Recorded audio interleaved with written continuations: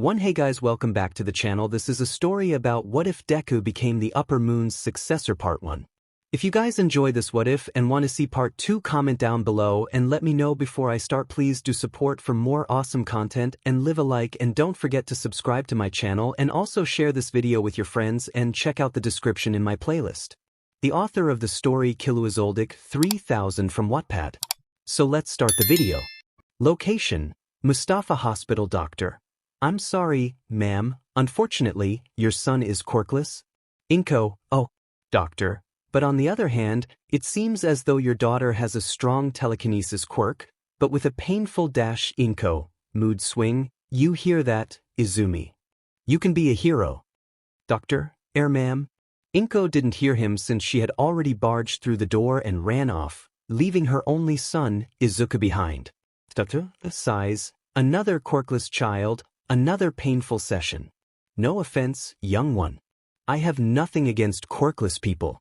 In fact, I'm quite jealous of them. They're as close as to the old normal, in my opinion. Izuku: you think so?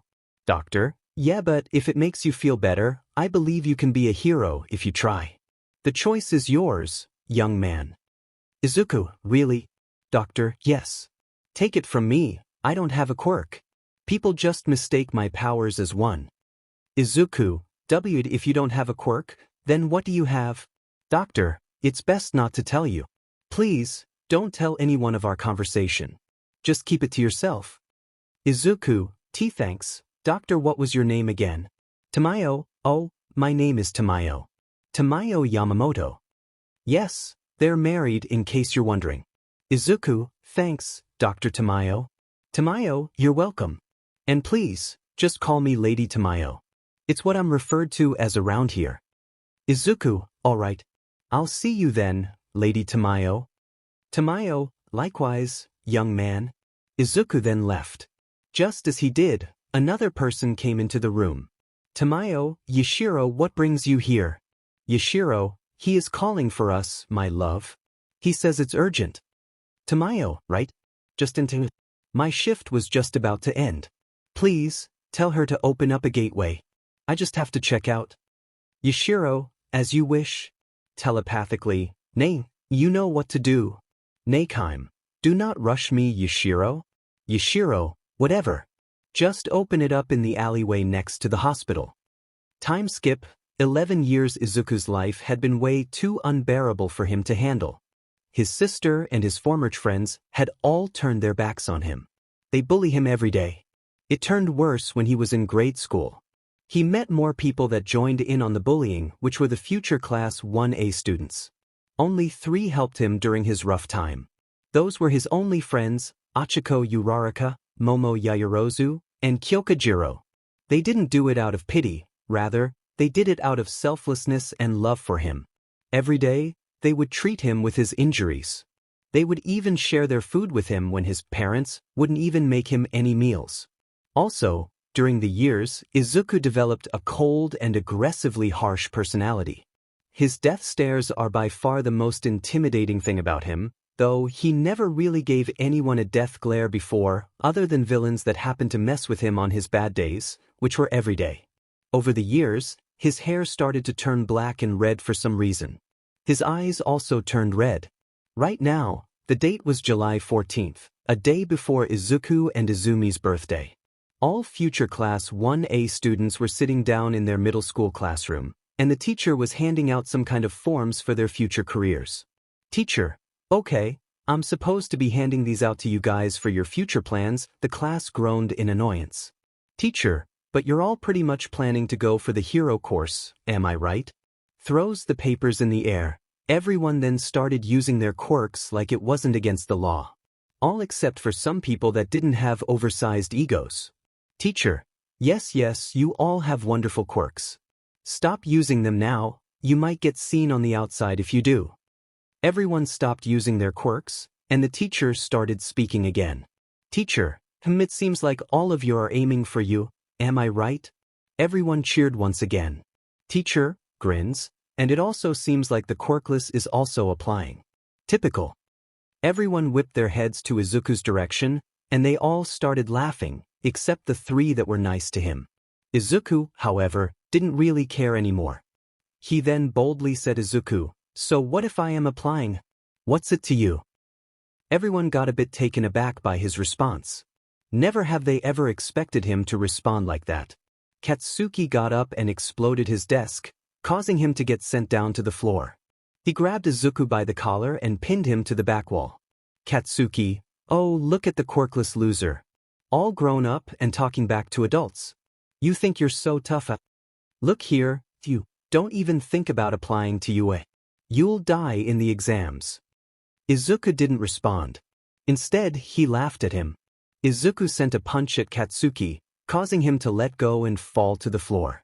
Izuku then stepped on his face, rubbing his shoes on him and dirtying his face. Izuku, so what if I do die? Isn't that what you all wanted this entire time? Isn't that why you're bullying me every day for the past few years?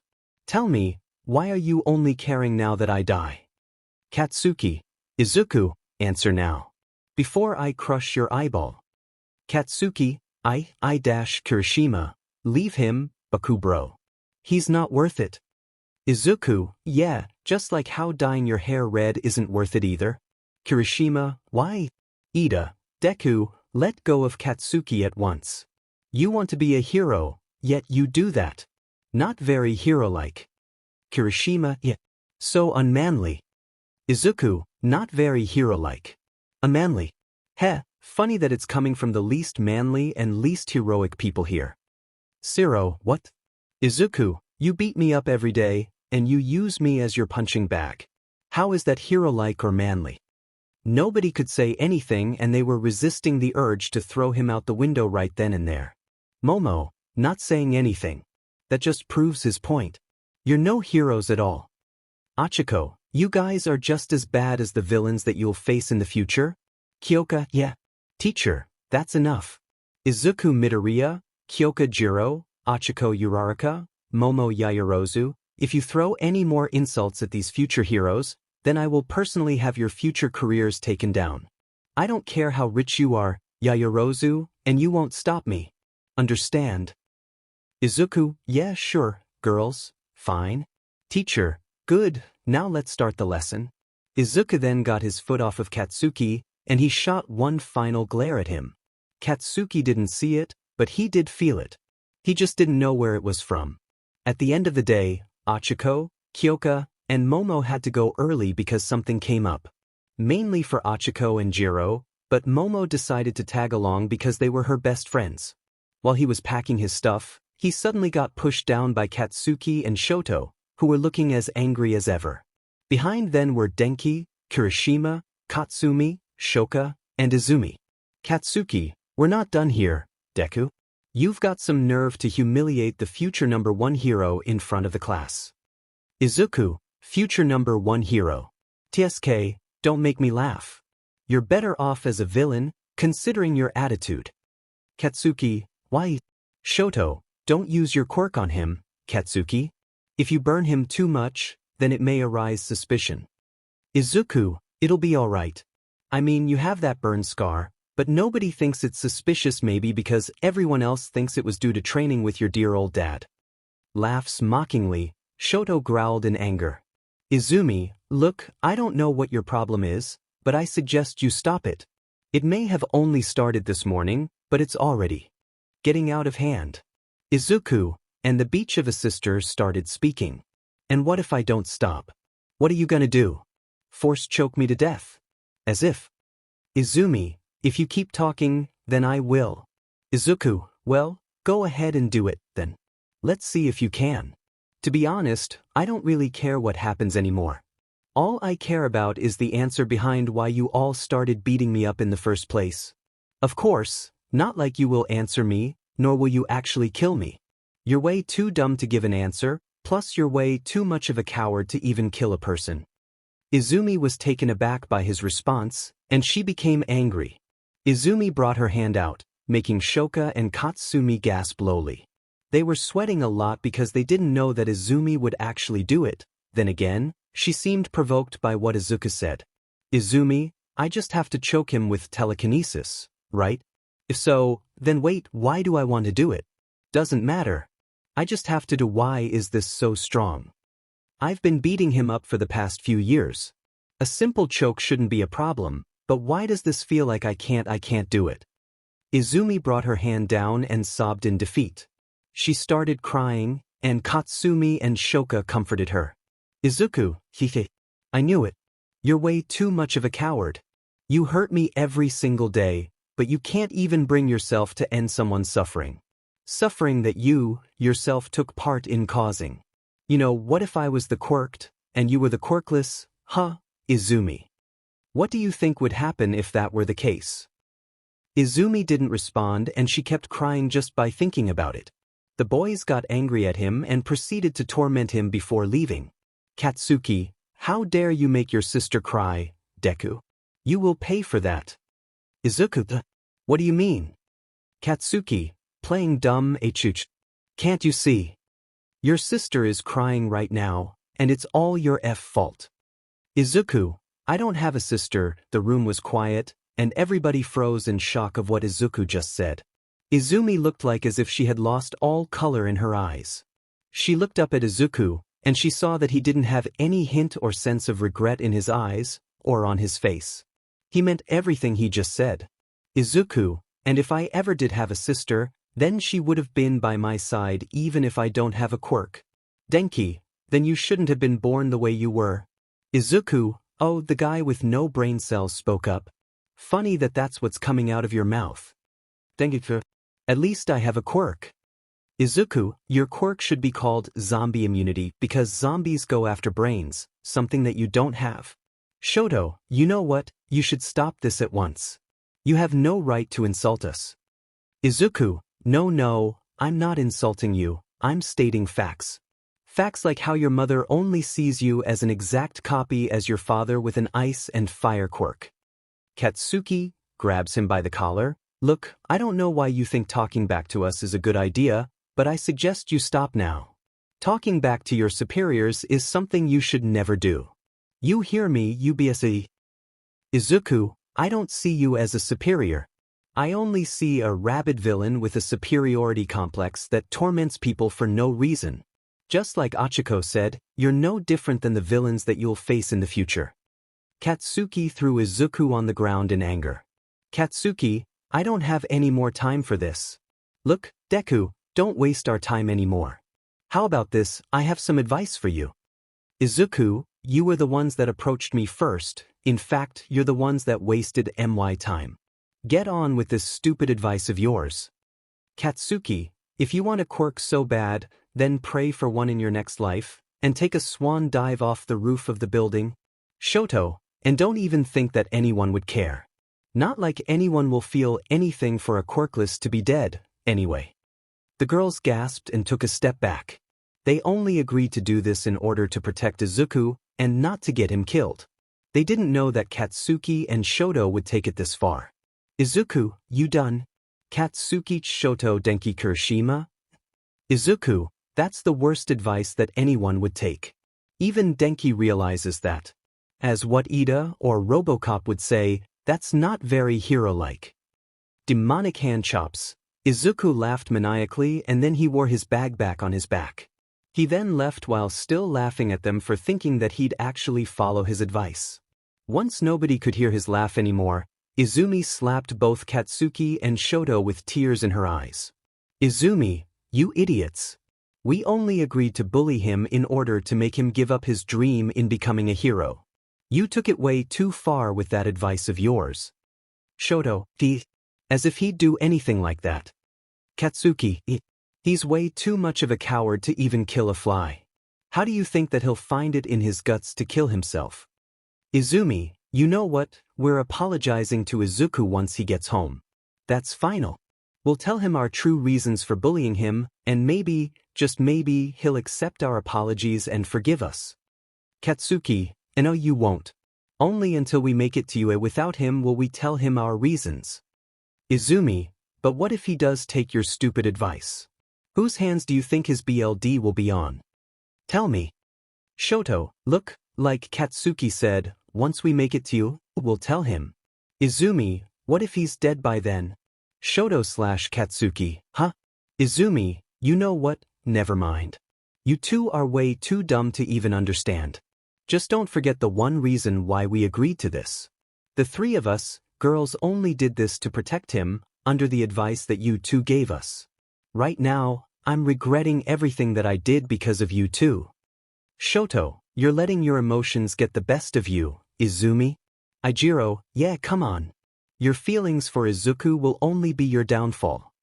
Denki, what he said? Katsuki, Izumi, this is the only way for him to give up his dream. Either you tell him everything now, and you'll be the first to be forgiven, and maybe get together with him, but also risking him to pursue his dream to be a hero, just because you were selfish enough to do so, Shoto, or wait a little longer for that forgiveness that you want, and not take any risks that will lead him to continue his dreams. You'll only be motivating him if you do tell him everything. Izumi, I don't even know how that makes any sense. He forgives me, then he continues to pursue his dream. No, he'll understand my intentions, then he'll stop with his dream. That's what I was going for. Kat and Shoka will be there with me. We knew him for longer, so we'll be the first ones to be forgiven. Shoka, right? Katsumi, as long as I get together with my Iken, I will take those risks. The boys argued together with the girls again, not knowing that Izuku was just outside, smiling like a maniac at how delusional that the three girls that bullied him for the longest time really were. As he went out, he noticed that the sky was a bit cloudy, maybe rain was about to fall later on. He passed by a tunnel under a bridge.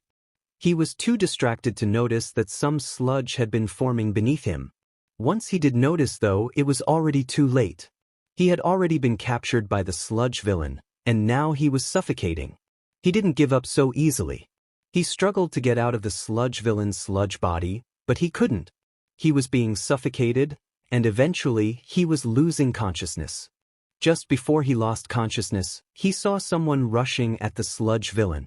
He heard them say something like, "Dark Moon, Evening Palace," only then was he freed, but he didn't see who his savior was.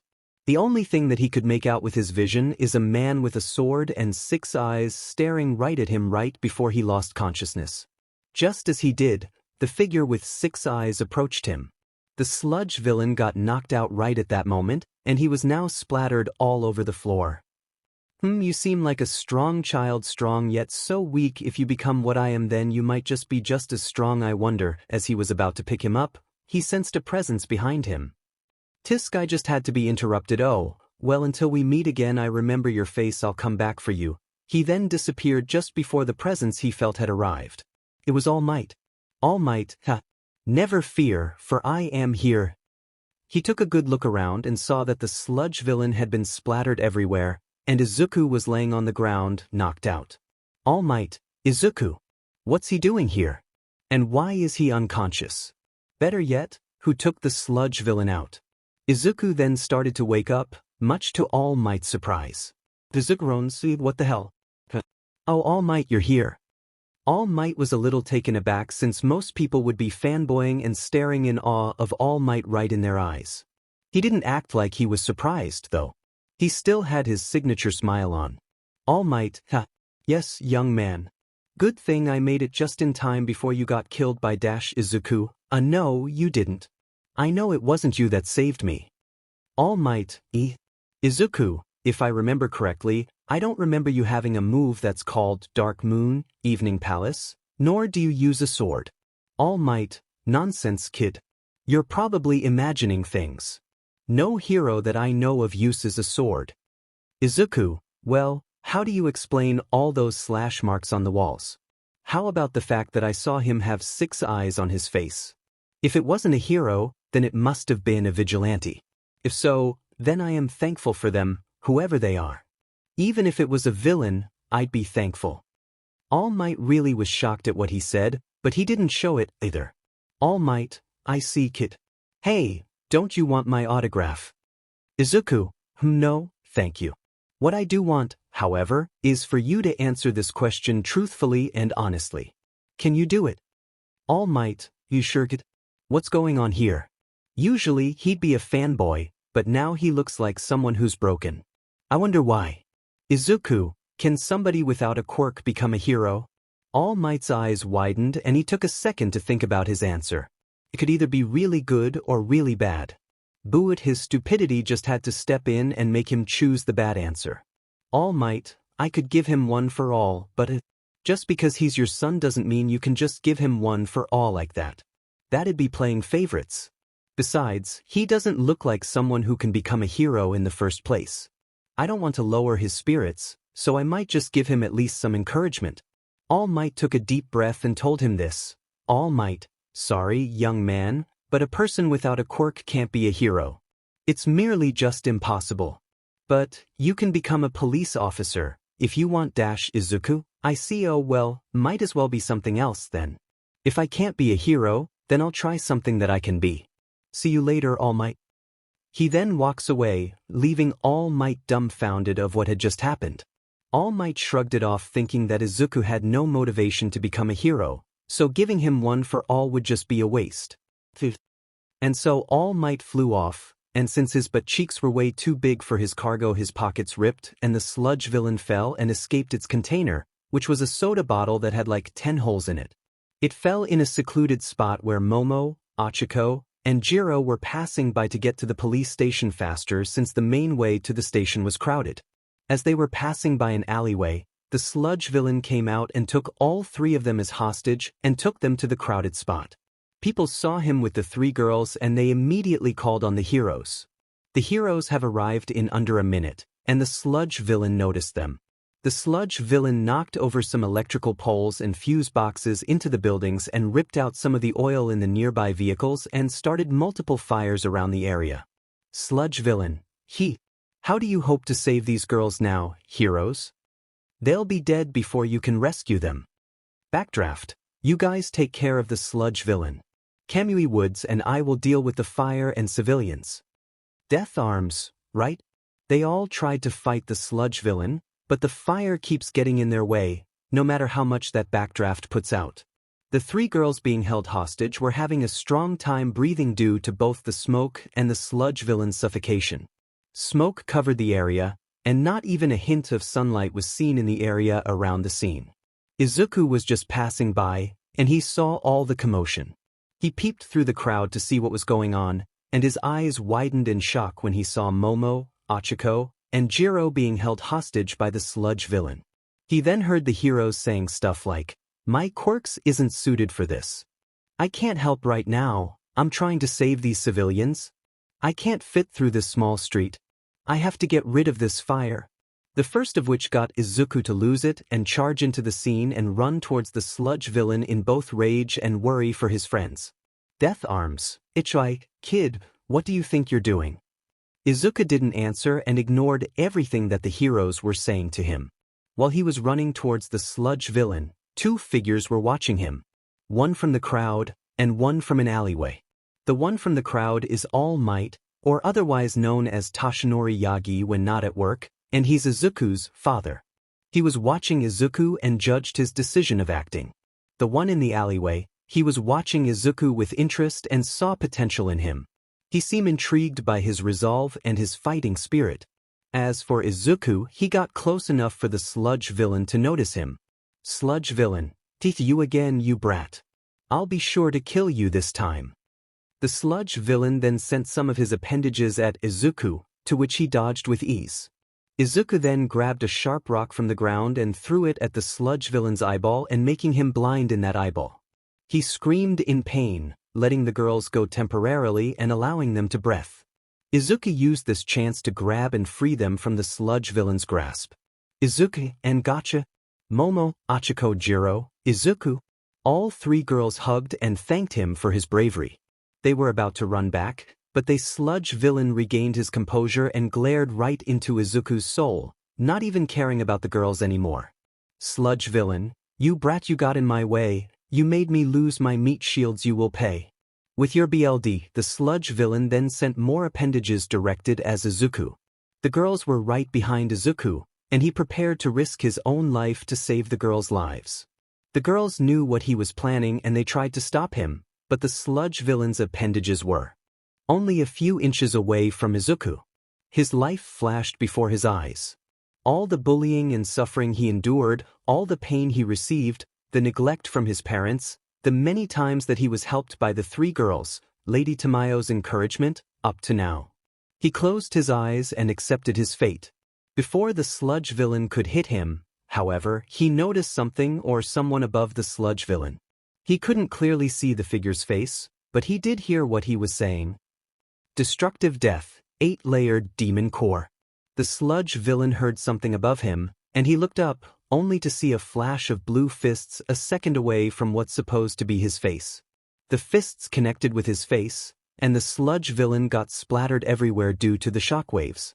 Also due to the shockwaves, a dust cloud was formed for a few seconds, and Izuku and the girls were sent back, almost hitting a wall if it weren't for the same figure saving them, preventing them from damaging their backs. It was still dark, and the girls' and Izuku's visions were blurry because of the dust that got in their eyes. Izuku got rid of the dust eventually, but his vision was still a bit blurry. Only thing that Izuku could see were his eyeballs. Izuku, you saved us, didn't you? Yes.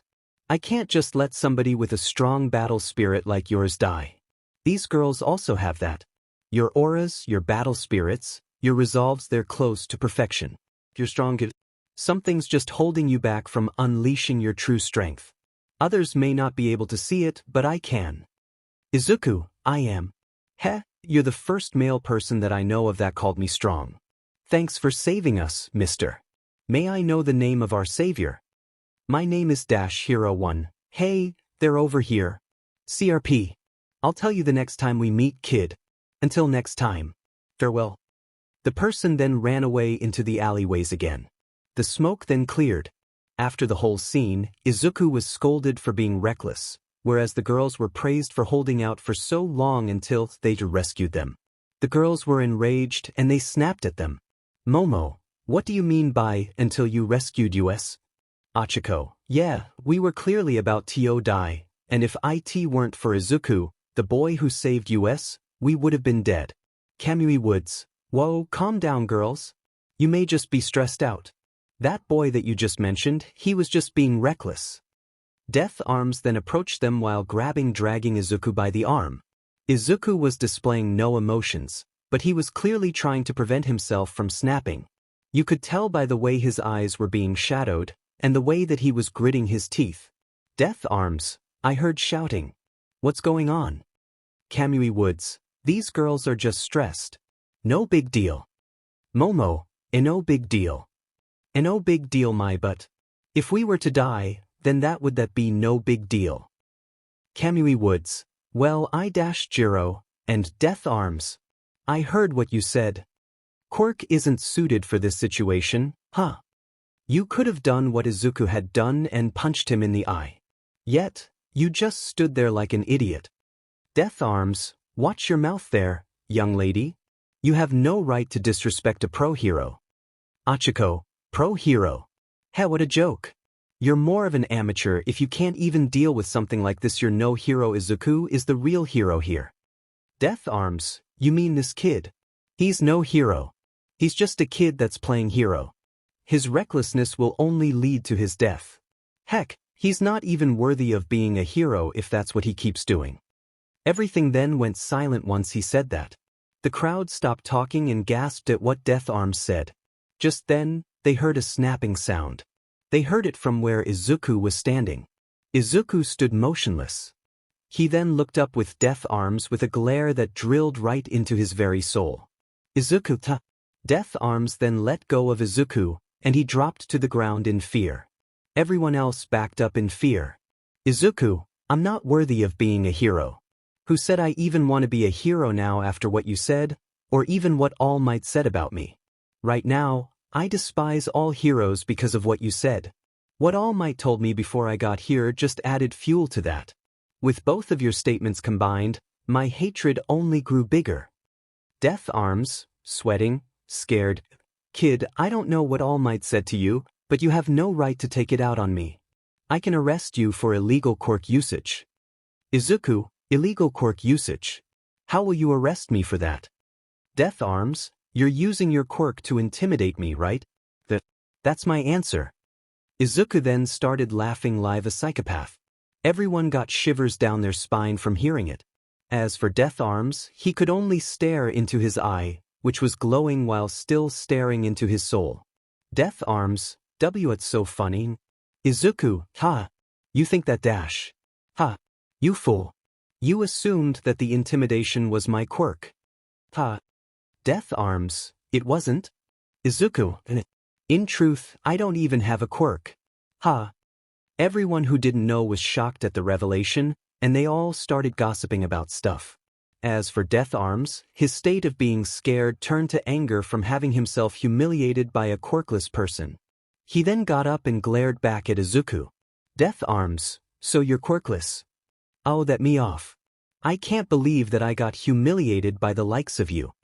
Izuku, and I can't believe how much of a fraud you are. You're getting mad just because a quirkless humiliated you. Oh, wait, you're getting mad because a quirkless such as myself stole your thunder, isn't that right, 𝗵𝗃𝗵𝗃? That's the real reason why you're mad. Tell me I'm wrong.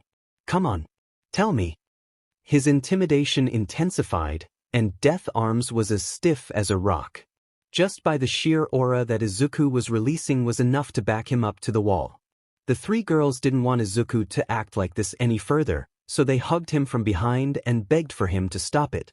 Momo, please, Izukujiro, stop it Achiko, you're scaring him to death. Izuku calmed down shortly, and everyone took a second to catch their breaths. Izuku looked at 𝗵𝗃𝗵𝗃 one last time, and decided to go, but not before saying something to 𝗵𝗃𝗵𝗃.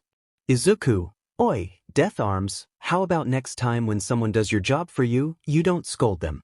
Instead, praise them for being brave enough to step in. If you did what you did to me, it may end differently. 𝗵𝗃𝗵𝗃, as if. Izuku, I'm not done talking, you be. Sighs, I was gonna give you some advice to treat the young one better, but I guess there's no point since it's you. Look here, I want to get some stuff off of my chest that I want to tell you. 𝗵𝗃𝗵𝗃, get on with it. Izuku, you're a disgrace to hero society. A fake hero. A real hero would have jumped in there to save them without a second thought. As for me, I jumped in because I was prepared to risk my own life to save my friends. And whoever that guy was that saved us was the one that's supposed to receive the praise. Not me, not the girls, not the licensed heroes here, but that guy. He's the real hero. Even more of a hero than All Might. I used to admire him, but after he told me that I can't be a hero, I began to resent him. And with how I saw you look at a quirkless person, my trust and faith in heroes have decreased all the way to below 0%.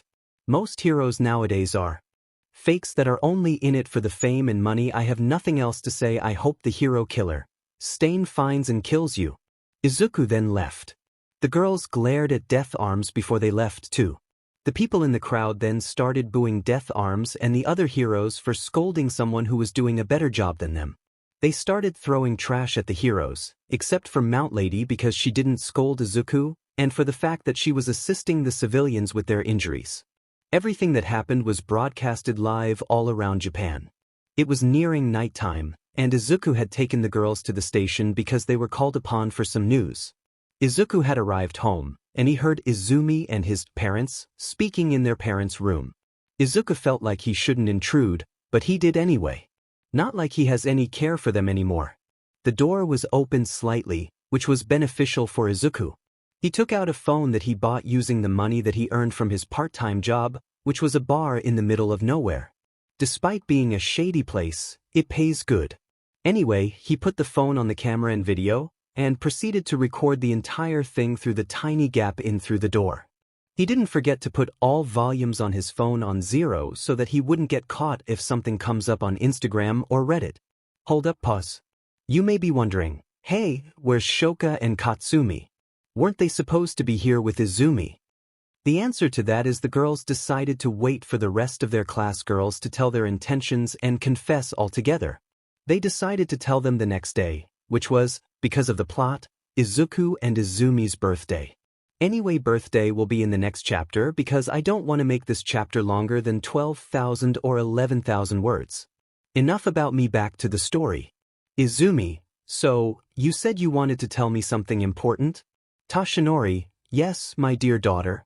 I am not only your father, but I am also, 𝗵𝗃𝗵𝗃, the number one here, All Might. Ha! Izuku and Izumi were shocked. Izumi had stars in her eyes, while Izuku's hatred and anger for All Might had only been fueled even more. He decided to remain calm and control his anger for the time being. He can find some other time to let it all out. Inko, and me, I am the number 11 pro heroine, 𝗬𝗵𝗃 𝗧𝗵𝗲. I had no other ideas, alright. I recycled the name from Quirky Hero, One for All. It was the only thing I could think of that was from my head, and not one of the other fanfics that I found and admired, and inspired me to make stories of my own. At least, I think it isn't. I got the name 𝗬𝗵𝗃 from Pokemon. I use it a lot, so yeah. Anyway, Izumi, wow. So both of my parents are pro heroes. That's so cool. And I thought only Shoto, Shoka, and Tenya were the only ones with pro hero relatives. All Might, huh? Yes, it's really exciting, isn't it? You want to hear something more exciting? An offer I have for you. Izumi, an offer. What offer? All Might, it's about my quirk. As you may know, I usually avoid the question in the media and leave it off with a joke. That's only a cover-up for the bigger picture. You see, my quirk is called One for All. Izumi, One for Izuku, One for ulterior. All Might, huh? Allow me to explain. One for All is, and so All Might proceeds to tell Izumi about all that tea about One for All. Blah blah blah, and we're done. Now, after he explains and makes the offer. All Might, so, do you accept? Izumi, I would, but how about Izuku? Why not give it to him? This surprised Izuku a bit. Izuku, she cares. But what? Doesn't she hate me? Something's not right here, Tisk. Whatever her reason is, I wouldn't even forgive her if my life depended on it. He continued to listen in. Toshinori shrinks back. He doesn't have the resolve to be a hero, nor has he shown any sense of justice. Plus, he doesn't have the heart of a hero. You may have not seen the news, but Izuku insulted 𝗳𝗏𝗵𝗃 and called him a disgrace as a hero. I was there on the scene. He recklessly jumped in to get his friends out. Even if I do give him One for All, it wouldn't take away his recklessness. Rather, his recklessness will lead him to have his own life taken away. So no, I won't give him One for All. You're way more worthy than anyone I know to wield One for All. Izumi took some time to process the information. Izumi, his recklessness will kill him. I knew it. He's already really reckless while quirkless. If he gets a quirk, who knows what will happen. If I do accept One for All, I will be able to defend him from that possibility. I'm sure he'll thank me in the future for what I've done. Yeah, and we'll get married, along with the rest of the girls. If that does happens, everyone will be happy, right? Izumi then took a deep breath and said, Izumi, I accept your offer. Toshinori, atta girl. I knew you would. Inko, I'm so proud of you, Izumi. We love you more than anything in this world. Toshinori, you're our pride and joy. Give us a hug. Izuku watched the scene from outside the room. They were hugging each other without a care in the world. He stopped recording and had a cold look in his eyes. He wasn't crying or anything. He didn't even feel sad. He was angry. Angry that he was left to believe that he had been forgotten when he had only been ignored this entire time. He kept his calm demeanor, but his rage inside was burning hotter than the sun itself. He walked back to his room and began packing his things. He only took what he could find in his bag. Well, not his bag. It was Toshinori's traveling bags. He fit his clothes, his shoes, his laptop that he bought with stolen money from his families, and some other stuff like food. Also, he stole his sister's Nintendo SWC just to spite her. With all that, he began to leave the house in a fit of rage. Of course, he didn't forget to steal one of Toshinori's credit cards from his wallet that he always leaves on the kitchen table. He wore a hoodie with bunny ears. He was mad, but he remained calm for now. He was on his way to the bus station to run away. On his way there, he passed by the police station. He saw his 3 true friends coming out, 2 of which had tears in their eyes. Izuku, hey guys. What's wrong? Jiro. Huh? Izuku. Achiko, what are you doing here? Izuku, I asked first. What's wrong? Achiko, it's way too painful to say. Jiro, Momo noticed the bags. Momo, hey, what's with the bags? Izuku, oh this. I'm running away. Can't stand living in that hellhole any longer. 𝗵𝗃𝗧𝗵𝗲 what? Izuku, you heard me. I'm running away. That way, I wouldn't be a burden to the three of you anymore. You'll have less worries now. Now, tell me what's wrong. 𝗳𝗃𝗁, fine. We'll tell you. 𝗂𝗲𝗄, just, both then started breaking down and cried on the floor. Izuku dropped his bags, except for his backpack, and he hugged both of them to calm them down. 𝗵𝗃 did the same. Both hated to see their friends like this. Izuku, let it all out. Take your time. I'm sorry for asking. If you don't want to tell me, then that's fine. I understand. 𝗳𝗃𝗁, W8. 𝗂𝗲𝗄, we said we'd tell you. 𝗳𝗃𝗁, you see 𝗂𝗲𝗁/𝗳𝗃𝗁, our parents they died. Izuku was shocked. Izuku, what? 𝗵𝗃, they said that they died in a crossfire between a hero versus villain fight. Izuku, when did this happen? 𝗂𝗲𝗄, they said it happened a little while ago before dismissal. 𝗳𝗃𝗁, they said that they just happened to be in the same place at the same time. Then, they said that the sludge villain appeared. He had accomplices during that time. 𝗂𝗲𝗄, then, All Might came. They said that the fight was a bit too intense, and she teared up again. 𝗳𝗃𝗁, they were hit by a flying car that All Might threw in order to get one of the villains down. The car blew up since oil was leaking, and it hit a fuse box. They said that they were burned to death. That's what happened to my parents. 𝗂𝗲𝗄, as for mine, they got crushed by falling debris. All Might punched the building way too strong that multiple people were reported dead. Izuku, All Might he caused your suffering. Judging by how I met him after class, I'd say he was left off scot-free. Isn't that right? 𝗵𝗃, due to his status, you're correct. Now I see why you hate him. We hate him now too. 𝗂𝗲𝗄, yeah, only thing that he got was a slap on a wrist, and the people telling him to do better next time. 𝗳𝗃𝗁, only because he's the #1 hero. That's what all this is about. Izuku, I see you've learned the truth. Do you guys have anywhere to go now? Any relatives to take care of you? 𝗳𝗃𝗁, no. Not that I know of.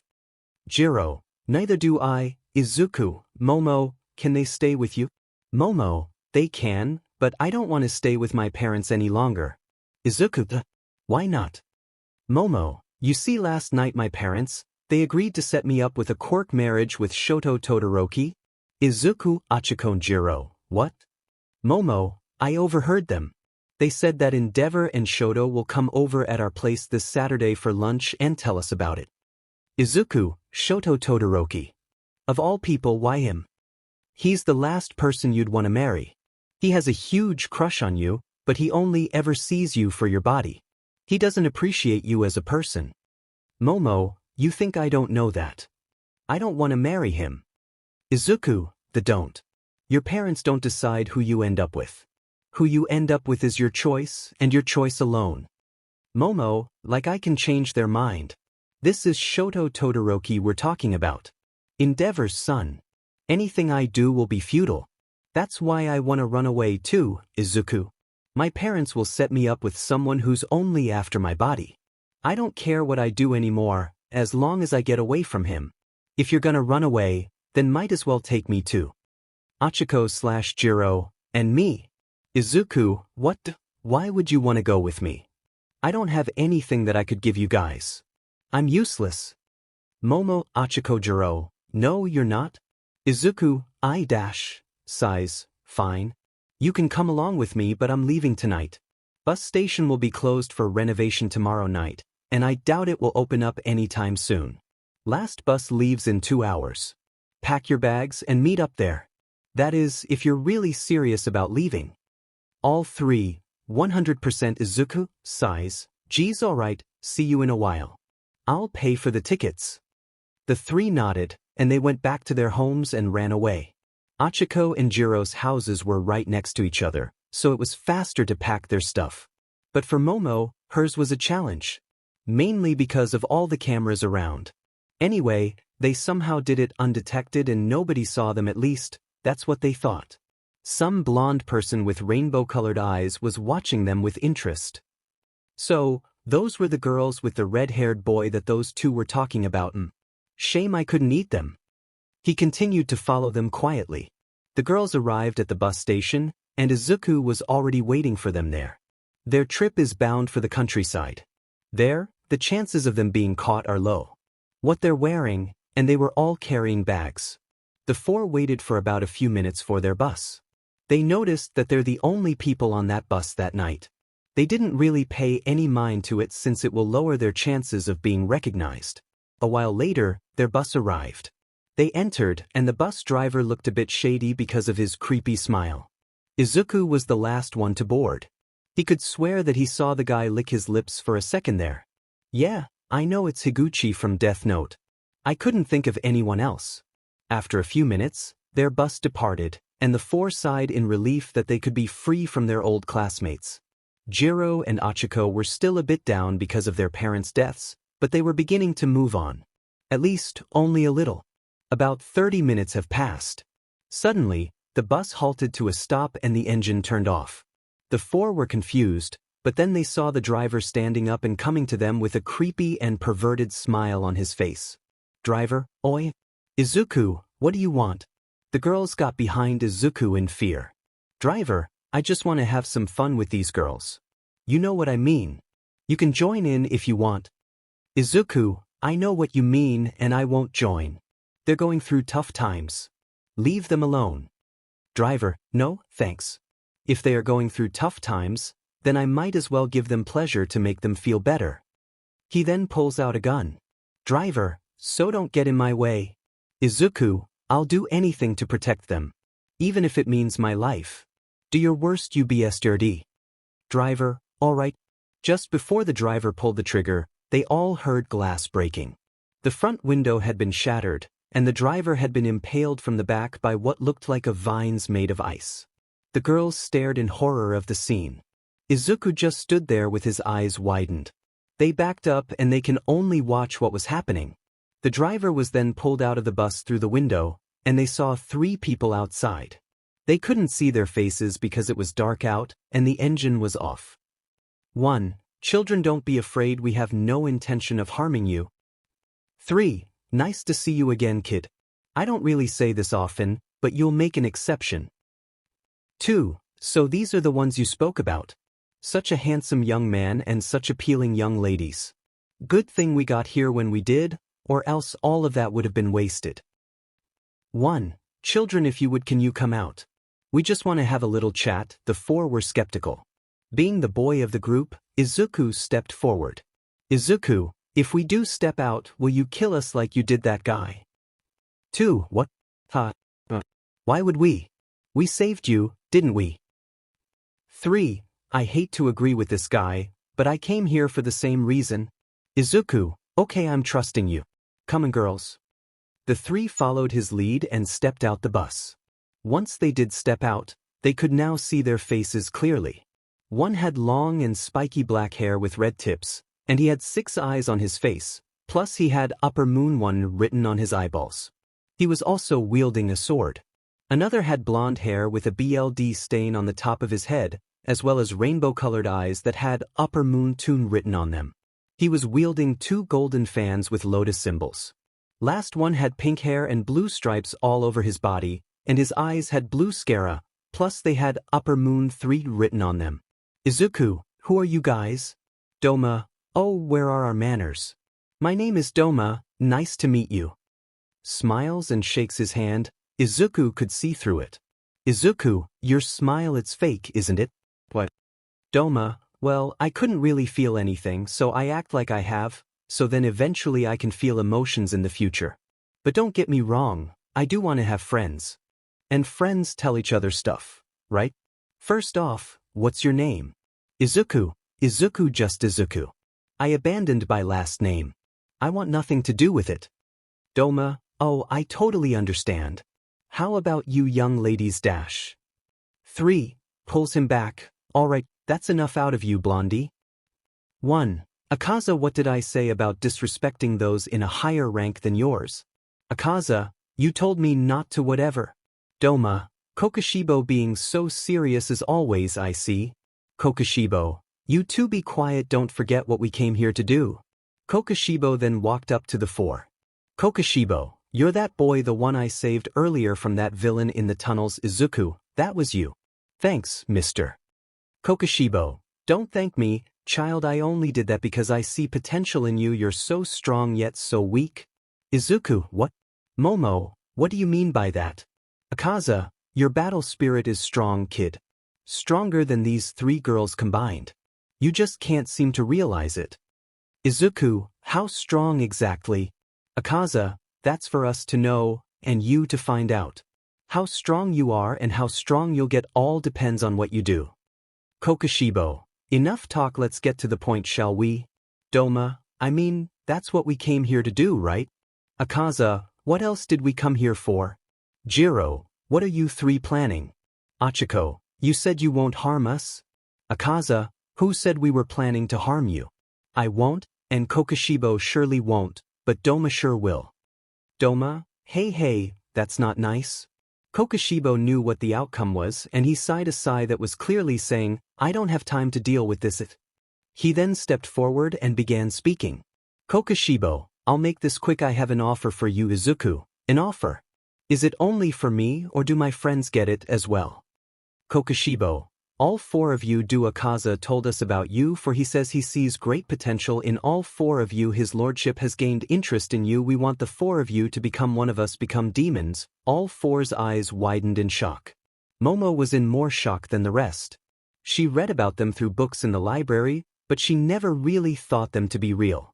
They eventually calmed down, but Momo was still in shock. Momo, demons?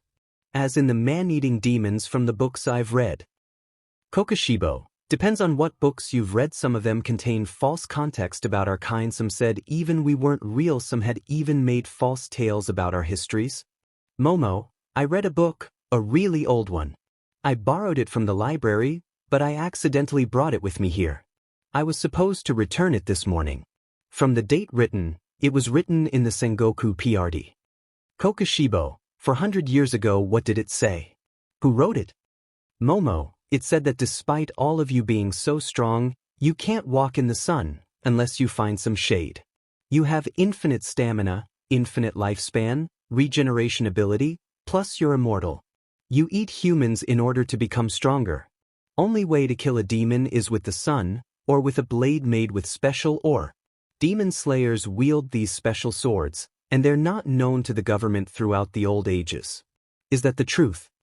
𝗃𝗃𝗵𝗄, that is correct. I am one of the oldest demons to have lived. I myself was turned into a demon during the Sengoku PRD. Tell me, who wrote that book you read?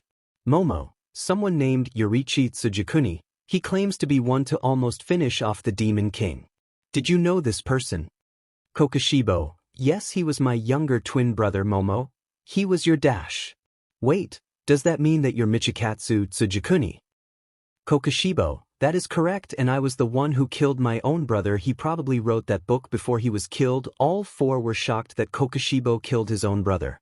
They could tell that he regretted it due to the tears flowing down his eyes. All six of them. Izuku, I see whatever your reason for killing your brother was, he'll still forgive you. As for myself, I can't forgive my own sister or my parents. I understand your situation.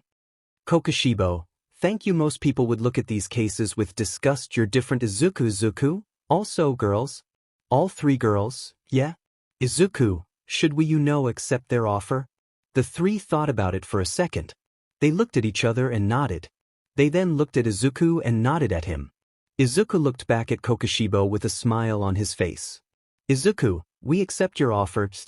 This gave me Villain Sans Squad Episode 5 vibes. Doma and 𝗃𝗲𝗄 stopped whatever they were doing and looked at the four with grins on their faces. 𝗃𝗃𝗵𝗄, are you certain? Remember, once you do this, there's no going back. Izuku, being human has only led us to misery. I still have my wounds from being bullied all my life. I want them to go away. Plus, I want my true friends to wake up knowing that there's only two things they have to worry about. Achiko, even if we can't stay under the sun anymore, as long as we can escape this hell, we don't care what we become. Momo, I want to be free from that stupid quirk marriage that my parents set me up on. Becoming a demon is the best option. Jiro, being a demon sounds cool, but being allergic to the sun, not like I'm much of an outdoor person anyway. So sure, why not? 𝗃𝗃𝗵𝗄, that's good to hear. 𝗃𝗲𝗄, attaboy. Izuku? slaps his back. Izuku drops to the ground. Ow, 𝗵𝗃𝗃𝗃𝗃, you hit him too strong. 𝗃𝗃𝗃, I'm not blind. I can clearly see that. Izuku then got an idea. Izuku, 𝗧𝗵𝗃𝗃. This gives me an idea. Hey, Mr. 𝗃𝗃𝗃𝗃. 𝗃𝗃𝗃𝗃 is just fine and yes, what is it? Izuku, based on your knowledge, who knows about the Demon Slayer Corps? 𝗃𝗃𝗃𝗃, from the information I gathered, the government and the Hero Association along with everyone who joins the hero courses are aware of the existence of both demons and the Demon Slayer Corps. Why do you ask? Izuku, perfect, I have a plan. I want everyone to think that all 4 of us are dead. Demons regenerate, don't they? Cut some of our body parts off. Once all 4 of us become demons, we'll just regenerate our lost limbs. 𝗏𝗲𝗃, oh, this one is smart. I like your plan. Achiko, this guy reminds me of Ryuk's drama show version. 𝗏𝗲𝗃, oh, you watch drama too. Oh, we'll get along quite well. Also, what should I do with this guy? The bus driver was still alive after all this time. He heard everything. 𝗃𝗃𝗃, kill him. What else? 𝗃𝗃𝗃𝗃, wait, let these children kill him, but first I'll follow Izuku's plan. Just tell me where to cut you. And so they pointed at which body parts they should cut them at. Izuku pointed at his arms and leg. Jiro pointed at her ear jacks and some of her hair. Momo pointed at her arm and some of the hair on her ponytail. And Achiko went with just her arms. They also asked for their BLD to be left in a trail leading to the outside, just to make it believable that a demon attack had happened. Izuku, ow ow ow. This hurt more than I expected. So, how do we turn into demons? 𝗃𝗃𝗃𝗃, drink some of my tea, it contains his lordship's bill, drink this. I had to or Izuku, alright, 𝗃𝗃𝗃𝗃, cuts his arms, be grateful that he himself has chosen you. I, myself have also seen potential in the 4 of you 𝗃𝗃𝗃 has, as well, something that rarely happens for him. Take the bill, drink it, and don't spill any on the ground, for if you do your heads and torsos shall have sorrowful partings. Izuku, we understand. Geez, this guy is serious, I like him. All drank the BLD given to them. The girls all choked from the taste. As for Izuku, well, skip to 201 for his reaction. Izuku fell on the floor while his eyes were spinning and had a smile on his face. Somehow, he endured the taste of the BLD, but his body was saying otherwise. The girls, however, were a different story. Their bodies thrashed on the ground for a few minutes. The 3 upper moon demons could only watch while they transformed. The driver was still alive, though. 𝗏𝗲𝗃𝗃 was waiting for the kids to kill him. After about 10 whole minutes, the girls got up. Achiko, ow, my head, huh? My hands are back. We're demons now. Jiro, where did my jacks go? Momo, I don't see any difference in our bodies other than the fact that Kyoka became more bustier. Achiko, and our skin is pale. Is this normal? 𝗏𝗲𝗃, why, yes it is. They turned around and saw that 𝗃𝗃𝗃 was punching a boulder, 𝗃𝗃𝗃𝗃 was leaning against a tree, and 𝗏𝗲𝗃 was playing solitaire by a flat rock. The driver was still alive, though. 𝗏𝗲𝗃, a demon's appearance can change to however they like, but that's only for some demons. Although, some only have 2 or 3 forms at most. On rare occasions you can have more. A Tengu is one of those, but I don't think clones count. Momo, interesting. I haven't read about that. Remembers something. Wait, Izuku? The 3 girls turned towards his direction. He was still unconscious, but they did notice that his hair grew out. 𝗃𝗃𝗃𝗃, his transformation may take longer and way more painful, and for that he may wake up later than all of you. After all, out of all 4 of you I gave him more BLD. Izuku groaned as he started moving again. 𝗃𝗃𝗃𝗃, now this is a surprise. Not even Kaiga had regained consciousness that fast after I gave him my BLD. 𝗃𝗃𝗃, most humans that receive generous amounts of BLD from us higher ranks and himself take more than 15 minutes to wake up. The amount that he gave you girls is equivalent to that of a demon in the lower ranks of the 12. For Izuku, however, he was given the amount that Daki, or Upper Moon 6, was given by 𝗵𝗃𝗃. Izuku then started getting up. He was facing the other direction as everybody else. He turned around, and he was almost completely unrecognizable. He looked like a miniature version of 𝗃𝗃𝗃𝗃. The girls' eyes widened at his appearance. 𝗃𝗃𝗃𝗃 looked more shocked than them. 𝗂𝗲 was all like, and then there were two just great, and 𝗳𝗵𝗃𝗃𝗁 made himself a son. Oh my, what would 𝗵𝗃𝗃𝗃 think of this? Izuku looked into a shattered piece of glass and saw his reflection. He touched his face and he confirmed he wasn't hallucinating. He poked one of his eyes and all he could say was, Izuku, I have 6 eyes cool. 𝗂𝗃𝗁𝗃𝗃, yes, you do. I did not expect that you will end up looking just like me. Izuku, neither did I. Hey, why don't you take me in as your personal student? I look just like you, so it only makes sense, right? 𝗂𝗃𝗁𝗃𝗃, I was already planning on doing just that. Izuku, how convenient. So where to next? 𝗳𝗵𝗃, your first meal as demons, that is. He threw the guy on the ground, and the 4 kids killed and at him, but not before leaving some of his body parts lying around. After they were done with him, they turned to the other 3. 𝗳𝗵𝗃, oh, and before we go back to our place, take whatever you want from your bags. Just don't take too much though. The 4 nodded and they took some of their stuff with them. Izuku took the Nintendo 𝗬𝗍𝗃𝗃 and 𝗵𝗃𝗃𝗃's credit card with him. Jirō took some instruments and headphones with her. Momo took some of her books with her. And Achiko took some of her manga with her. They said that they were now ready to go. 𝗂𝗃𝗁𝗃𝗃, it seems that it's time we shall take you to see our now 𝗵𝗃𝗃𝗃 if you'd please. They heard a biwa sound, and a tatami door came out of nowhere. They all proceeded to go through it. What awaited them beyond that was something that left the kids in awe. It was a giant fortress made of endless rooms and corridors. The kids took a while to examine it. 𝗳𝗵𝗃, so what do you think? Very cool, right? Izuku, this is wow. I give a 101 out of 100 to whoever made this possible. Achiko, wow. Jiro, this place rocks. Momo, incredible. Izuku, they say. 𝗂𝗃𝗁𝗃𝗃, most would see this as confusing and annoying at first glance, but you are one of the only ones that complimented this place when you first see it. 𝗂𝗃𝗃, each demon moon has their own personal quarters in this fortress. We ask our upper moon for 𝗵𝗃𝗃𝗃 to help us with them.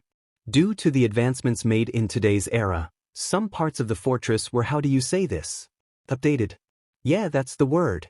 They were updated to the designs of some of the more modern types of room designs. Izuku, 102. 102 out of 100 is what I'd give now. 𝗂𝗃𝗁𝗃𝗃, sit down all 4 of you children. We wait for his lordship here along with all of the other moons. Izuku, as you wish. 𝗂𝗃𝗁𝗃𝗃, Izuku, you agreed to train me, right? It's only right that I call you 𝗂𝗃𝗁𝗃𝗃, I see. If that is what you wish, then I will accept myself as your Izuku, great. So, how long until your 𝗵𝗃𝗃𝗃 arrives? 𝗂𝗃𝗁𝗃𝗃, not long. He'll be here in a few minutes. 𝗳𝗵𝗃, oh, while we're waiting for him, why don't we show the 4 of you around? Even though this place keeps spinning around, it wouldn't hurt to, right? Momo, thanks, 𝗳𝗵𝗃. 𝗂𝗃𝗁𝗃𝗃, I'll stay here. Do what you want. 𝗂𝗃𝗃, I'll tag along just in case 𝗳𝗵𝗃 here tries something funny. Izuku, what do you mean? 𝗂𝗃𝗃, Mr. No Respect for Women here has a habit of only devouring females.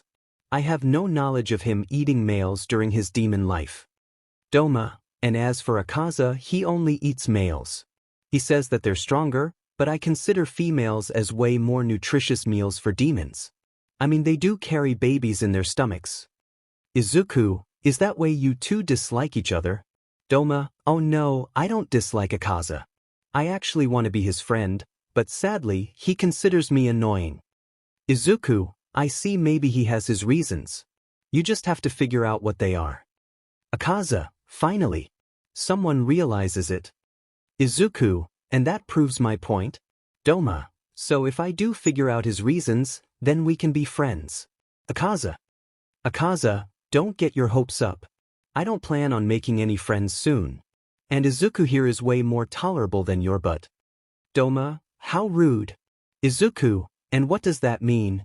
𝗂𝗃𝗃, that's for me to know, and you to find out. Izuku, oh okay. Achiko, man, the tour of this place is getting me so hyped. 𝗳𝗵𝗃, glad you think so. And now, for our first destination dashed, he was cut off by a tatami door from the side suddenly being bashed open by a certain loud person. Ha! Coming through. Coming through. 𝗳𝗵𝗃, Oh, dear Infinity Fortress time. Around 6:30 p.m. Coming through. Coming through. 𝗵𝗲𝗍, oh, dear 𝗂𝗲𝗧's going to kill me 𝗵𝗃𝗃. Please slow down a little. The person now known as 𝗵𝗃𝗃 slowed down at the notice of 𝗵𝗲𝗍's voice, but he didn't stop running. 𝗵𝗃𝗃, I'm only testing out my speed, Dad. Don't order around the great 𝗵𝗃𝗃. Coming through. 𝗵𝗃𝗃 ran off while smashing through more doors. 𝗵𝗲𝗍 had a defeated look on his face. 𝗂𝗲𝗧 had a grin on his face. Izuku and the girls were surprised. Izuku, 𝗵𝗲𝗍, you have a son? 𝗵𝗲𝗍, stepson. I turned him into a demon about a year ago when he turned 15. He's 16 now in case you're wondering. His name is 𝗵𝗃𝗃. 𝗵𝗃𝗃. He took his mother's last name. Speaking of his mother, I also turned her into a demon. It'd be a shame if I let beauty like hers go to waste. 𝗂𝗲𝗧, the first feeling you've ever felt in all your life. Who knew that it'd be love? 𝗵𝗲𝗍, jealous much? 𝗂𝗂𝗧, I have a wife, you moron. 𝗲𝗂, you have a wife? 𝗂𝗂𝗧, yes. 𝗵𝗃𝗃 turned her into a demon right before she died. Her name is Koyuki. Unfortunately, my supposed-to-be father-in-law didn't make it before 𝗵𝗃𝗃 can turn him into a demon. As for Koyuki and I, we killed every person in the dojo next door for revenge. We devoured them afterwards. We were grateful to our 𝗵𝗃𝗃 ever since. Momo, does your 𝗵𝗃𝗃 happen to be the demon king? 𝗵-𝗂𝗧 quickly covers her mouth. 𝗂𝗂𝗧, don't say his name. You'll be dead by his curse. Momo nodded her head quickly. 𝗂𝗂𝗧, good. If you know his name, don't say it unless you get strong enough, or unless you find a way to get rid of his curse. 𝗳𝗃𝗃, curse. What curse? 𝗂𝗂𝗧, whoever speaks his name shall perish. That's his curse. You're not allowed to say it. And yes, he's my 𝗵𝗃𝗃. Momo, I see. 𝗵𝗲𝗍, we're at my place. Ladies, gentlemen, welcome to my domain. 𝗵𝗲𝗍 opened the door and they saw a place filled with red spider lilies and lotuses. It looked like a paradise of some sorts. It was large. Also, I'm not talking about the place where they fought 𝗵𝗲𝗍 in the manga. They came across a room that looked something like a modern household's living room. There sat a woman watching Japanese drama. She had lotus patterns on both of her cheeks. 𝗵𝗲𝗍, Kodo, I'm back. Kodo, 𝗵𝗲𝗍, welcome home. 𝗵𝗲𝗍, oh, I wouldn't be here for long. I'm just showing the newbies around for until 𝗵𝗃𝗃 arrives. Kodo, oh, I see. Have fun. 𝗵𝗲𝗍, thanks. Also, 𝗵𝗃𝗃's at it again. Kodo, why am I not surprised? Let him to do his thing. I will catch him, eventually. 𝗵𝗲𝗍 chuckled and led the others around his domain. He finished showing them around, and next was 𝗂𝗧𝗧's place in the fortress. It was basically just a dojo for demons wanting to learn martial arts. 𝗂𝗂𝗧, and welcome to my place. I had it designed after my in-law's dojo. My wife's in the other room. She's 8 months pregnant right now, and she's approaching her 9th by next week. Izuku, congrats on the kid. Say, how does 𝗵𝗃𝗃𝗁𝗍𝗃 work with demons? Momo, now that you mention it, demons maintain their physical forms. How does that work with demons that were born demons and not turned into demons? 𝗂𝗂𝗧, well, 𝗵𝗃𝗃 said that, like how demon slayers with the marks will perish as age 25, demons that were born as demons will stop physically aging by the time they reach age 25. You know what I mean. Momo, you mean their physical appearance will stop maturing, but their age in general will continue to go up until they eventually die. Is that right? 𝗂𝗂𝗧, yes. Now, on to Kokushibo's domain. Izuku, are you sure he'll allow us in? 𝗵𝗲𝗍, why yes. He allows anyone in even without his permission. It's basically just another training ground / his own version of Kung Fu Panda's Jade Palace. And by the way, in case he forgot to mention, he has more students that he himself took in. Izuku, this'll be interesting. 𝗵𝗲𝗍, yes, it will. However, he only has 2 students. 3 if you include yourself. 𝗂𝗂𝗧, I'd have preferred it that you became my student, Izuku, but since you chose Kokushibo as your then I can't argue with you. They opened up a door. First thing that they saw was like an endless hall of pillars and small walls. There were also destroyed training dummies on the ground, and they had what looked like burn marks on them. They marks looked fresh, clearly someone was here just now. Izuku, someone's here, I can sense them. I'm assuming that they're MSDR's students. Doma, right? Yes they are. They right over there dash. He was cut off by a bright light in the room suddenly appearing behind a wall. They saw flames. Appealing red and pink flames. They were clashing against each other as if they were fighting. Doma, oh my. 𝗂𝗍𝗄, and here are two of the few demons that I consider my friends. Doma, oh, am I one of them? 𝗂𝗍𝗄, not even close. Doma, sad Doma noises 𝗂𝗍𝗄, hey you two. We got some friends we want you to meet. The clashing stopped. Two figures then emerged from behind the walls of the place. One was a boy that had red hair and red eyes that almost matched Izuku's, although his hair was shorter, and he also had a mark similar to both Kokushibo and Izuku. He wore a black and green checkered jacket, and jogging he also wore a pair of Hanafuda earrings. He looked to be around the same age as Izuku. Just to be clear, everyone who was supposed to be born in the Taisho PRD was born in the modern era. That includes the Kamaboko squad, and all of the pillars, plus some of the other characters. So they wear modern-day clothing rather than the older ones. Also, I think I forgot to mention, but Izuku also gained a Demon Slayer mark after turning into a demon. I know the proper way of getting one for Slayers, but I wanted to make this interesting, so I gave him the mark without him even trying. The other was a girl with black hair that faded to orange tips and pink eyes. She wore a light pink jacket with a leaf pattern, as well as a pair of leggings. She also had a ribbon on her hair, as well as a horn on her forehead. She looked a little younger than the other guy. They both were barefooted, maybe because they were training. 𝗂𝗍𝗄, Izuku, meet Tanjiro and Nezuko Kamado. They're students of Kokushibo, along with yourself. Tanjiro, 𝗵𝗃𝗃 has taken in another student. That's nice. Pleasure to meet you, Izuku. And whoa, you look just like 𝗵𝗃𝗃. Nezuko, same here. Pleasure to meet you, Izuku. Nice look. Izuku, thanks, and nice to meet you too. I hope we can get along. Wow, they're demons, yet they have a calm and warm aura. Doma, don't forget about these girls. This is Momo Yaoyorozu, Kyokujiro, and Achiko Uraraka. They're friends of Izuku. Nezuko, wow. More girl demons. 𝗂𝗍𝗄, I believe that since the others aren't here, we will leave you all be since you're all of the same age. You can talk amongst each other for now. We'll meet up once MSTR arrives. Nezuko then went to introduce herself to the girls. Izuku and Tanjiro had sat down to also chat. Izuku, so, how did you meet him? Tanjiro, he found me and Nezuko a day after my family had been killed. Izuku, oh I'm sorry to hear that. Was it a villain attack? Tanjiro, you could say that. Izuku, may I ask what happened? It's alright if you don't want to tell me. Tanjiro, no, it's alright. You see, a fight between a villain and hero took place. It was about a year ago when this happened. Izuku, another family killed between a fight between a hero and villain. Tanjiro, unfortunately. But did it happen to you as well? Izuku, no, not me. I'm a different story. It's for Achiko and Kyoka. Their parents were killed only this afternoon due to being caught up in the crossfire in a fight between All Might and some villains. This time, it wasn't the villain's fault. It was All Might's. He dealt way too much unnecessary damage to the surrounding area. A lot of people died, including their parents. They became demons out of their own accord. Tanjiro, I'm sorry to hear that you see Nezuko and I are in a similar situation. Izuku, really? How so? Tanjiro, well, the villain was just a common thief with a strong body enhancer quirk, but the hero wanted to show off his strength by going overboard. Apparently, the villain stole someone's purse from the town near our house.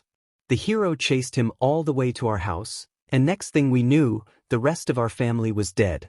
Our father, mother, siblings, they all died. The hero, he received praise from the media, but from the nearby town, he was criticized and sued for murdering my family. Izuku, that's horrible. What became of the hero? Tanjiro, he wasn't arrested, nor was he made responsible for the death of our family. The Hero Association backed him up, saying that he was only doing his job, and that if anyone's to blame, then it's the thief/villain. Izuku, even the Hero Association. And here I thought that the society wouldn't get any more corrupted. Did you recognize the hero? The one that killed your family. Tanjiro, 𝗵𝗃𝗏. Izuku's eyes narrowed at the name, and veins popped on his head and face. Izuku, the flame hero, 𝗵𝗃𝗏. Tanjiro, that's the one. He didn't even apologize for his deeds. Makes me hate him even more. What he did is something I can't forget, and is unforgivable. And Izuku. Izuku calmed down. Izuku, sorry about that. It's just that 𝗵𝗃𝗏 is the father of 2 of my bullies. Tanjiro, your bullies? Izuku, Shoto and Shouka Todoroki. Like father, like son. Shouka, on the other hand, I don't think she wanted to bully me. The way she hurt and said stuff to me was almost as if something or someone was forcing her to. Tanjiro, I see. So he has an offspring. That's valuable information. And this Shouka person may have been blackmailed to partake in the bullying. May I ask why they bullied you in the first place? Izuku, it's because I was born quirkless. I tried to be a hero because of some motivation and encouragement, but everyone other than my 3 friends and the quirk doctor that I've never seen again shunned me down. Bullied me, all because I was quirkless. Momo, actually we know the real reason. Izuku, you do. How come you never told me? Achiko, sorry, but we just thought that you'll hate them even more because of it. Izuku, sighs, tell me their reasons for bullying me. Depending on their reasons, I might consider forgiving them. Jiro, well the boys actually took advantage of their crushes on you to dash Izuku. Wait, they have a crush on me. Then how come they dash Momo? Don't interrupt her. Izuku, Jiro, as I was saying, the guys took advantage of your quirklessness and their crushes on you in order to persuade them into bullying you, because they said that using their quirks on you will make you scared of quirks to the point where you'll be afraid to pursue your dream to become a hero. Izuku, that's a lot to take in. Are you sure about their reasons? Jiro, they only did it for you, but the guys had ulterior motives. They only did it in hopes of getting you to hate the girls so that they could end up with them instead of you. You may know that Mina, Toru, Tsu, Shouka, Katsumi, and Izumi aren't all that bright. They took advantage of that too in order to persuade them. Izuku took a moment to think about the information given to him. He thought about it, and since he became a demon, he grew a second brain not too long ago. He shrunk his original brain, and placed in a second one right next to it. I leave that up to your imaginations. Izuku, so let me get this straight. Every one of the girls are in love with me, the guys are in love with the girls, the guys took advantage of their dumb minds in order to get them to bully me, the girls only accepted because they thought it'd protect me, the guys had ulterior motives, they bullied me for nearly a decade in hopes of making me give up and hate the girls, and now we're here. Did I get it right? Achiko, yes. Izuku, wow, I never knew. I might just consider forgiving them in the future. Momo, but you're a demon now, No matter how much you accept them now, I'm not sure that they'll accept you. Izuku, true, however, she was cut off when they heard a 𝗵𝗲𝗏 sound, and they were suddenly teleported to the middle of the Infinity Fortress. There, they saw a woman with a single eyeball holding a 𝗵𝗲𝗏, and her hair looked like it was connected to the walls. Izuku assumed that this was 𝗍𝗏𝗵, considering that she was holding a 𝗵𝗲𝗏 in her hand. Not only that, they were surrounded by other demons. They looked intimidating to say the least. Though they didn't seem to be doing anything evil. They only looked like they were having a get-together. Some of them did seem intimidating. Ignore 𝗬𝗪𝗍 couldn't find a demon version of Kane, so I leave her appearance up to your imaginations. Though, they didn't really seem to be doing anything evil. More like they were having a family reunion or get-together of some sorts. All of them stood out a lot, but only one of them caught Izuku's eye. 𝗵𝗏𝗏, she's hot. Izuku was stunned by her beauty. Not by the choice of clothing she had, but her looks in general. He was snapped out of his trance when 𝗃𝗃𝗏𝗃, I see you're here, welcome back. 𝗃𝗃𝗏𝗃 appeared from right behind him. Izuku, oh, what's with all the commotion, and also what happened while we were away? 𝗃𝗃𝗏𝗃, it's best that you don't know, you're still too young to understand. Izuku, okay, then whatever you say. 𝗃𝗃𝗏𝗃, Feel free to look around, though get acquainted with some of your superiors. His lordship will be here very soon. Izuku, sure thing. Izuku then took a look around. He noticed that his friends weren't there with him. He saw them sitting by another ledge of the place, still speaking with the 𝗵𝗃 siblings, as well as some other new faces. He jumped over there, making himself known. Izuku, for a second there, I thought I was the only one who got teleported here. Tanjiro, oh, there you are, Izuku. Nezuko, hey, meet our other friends.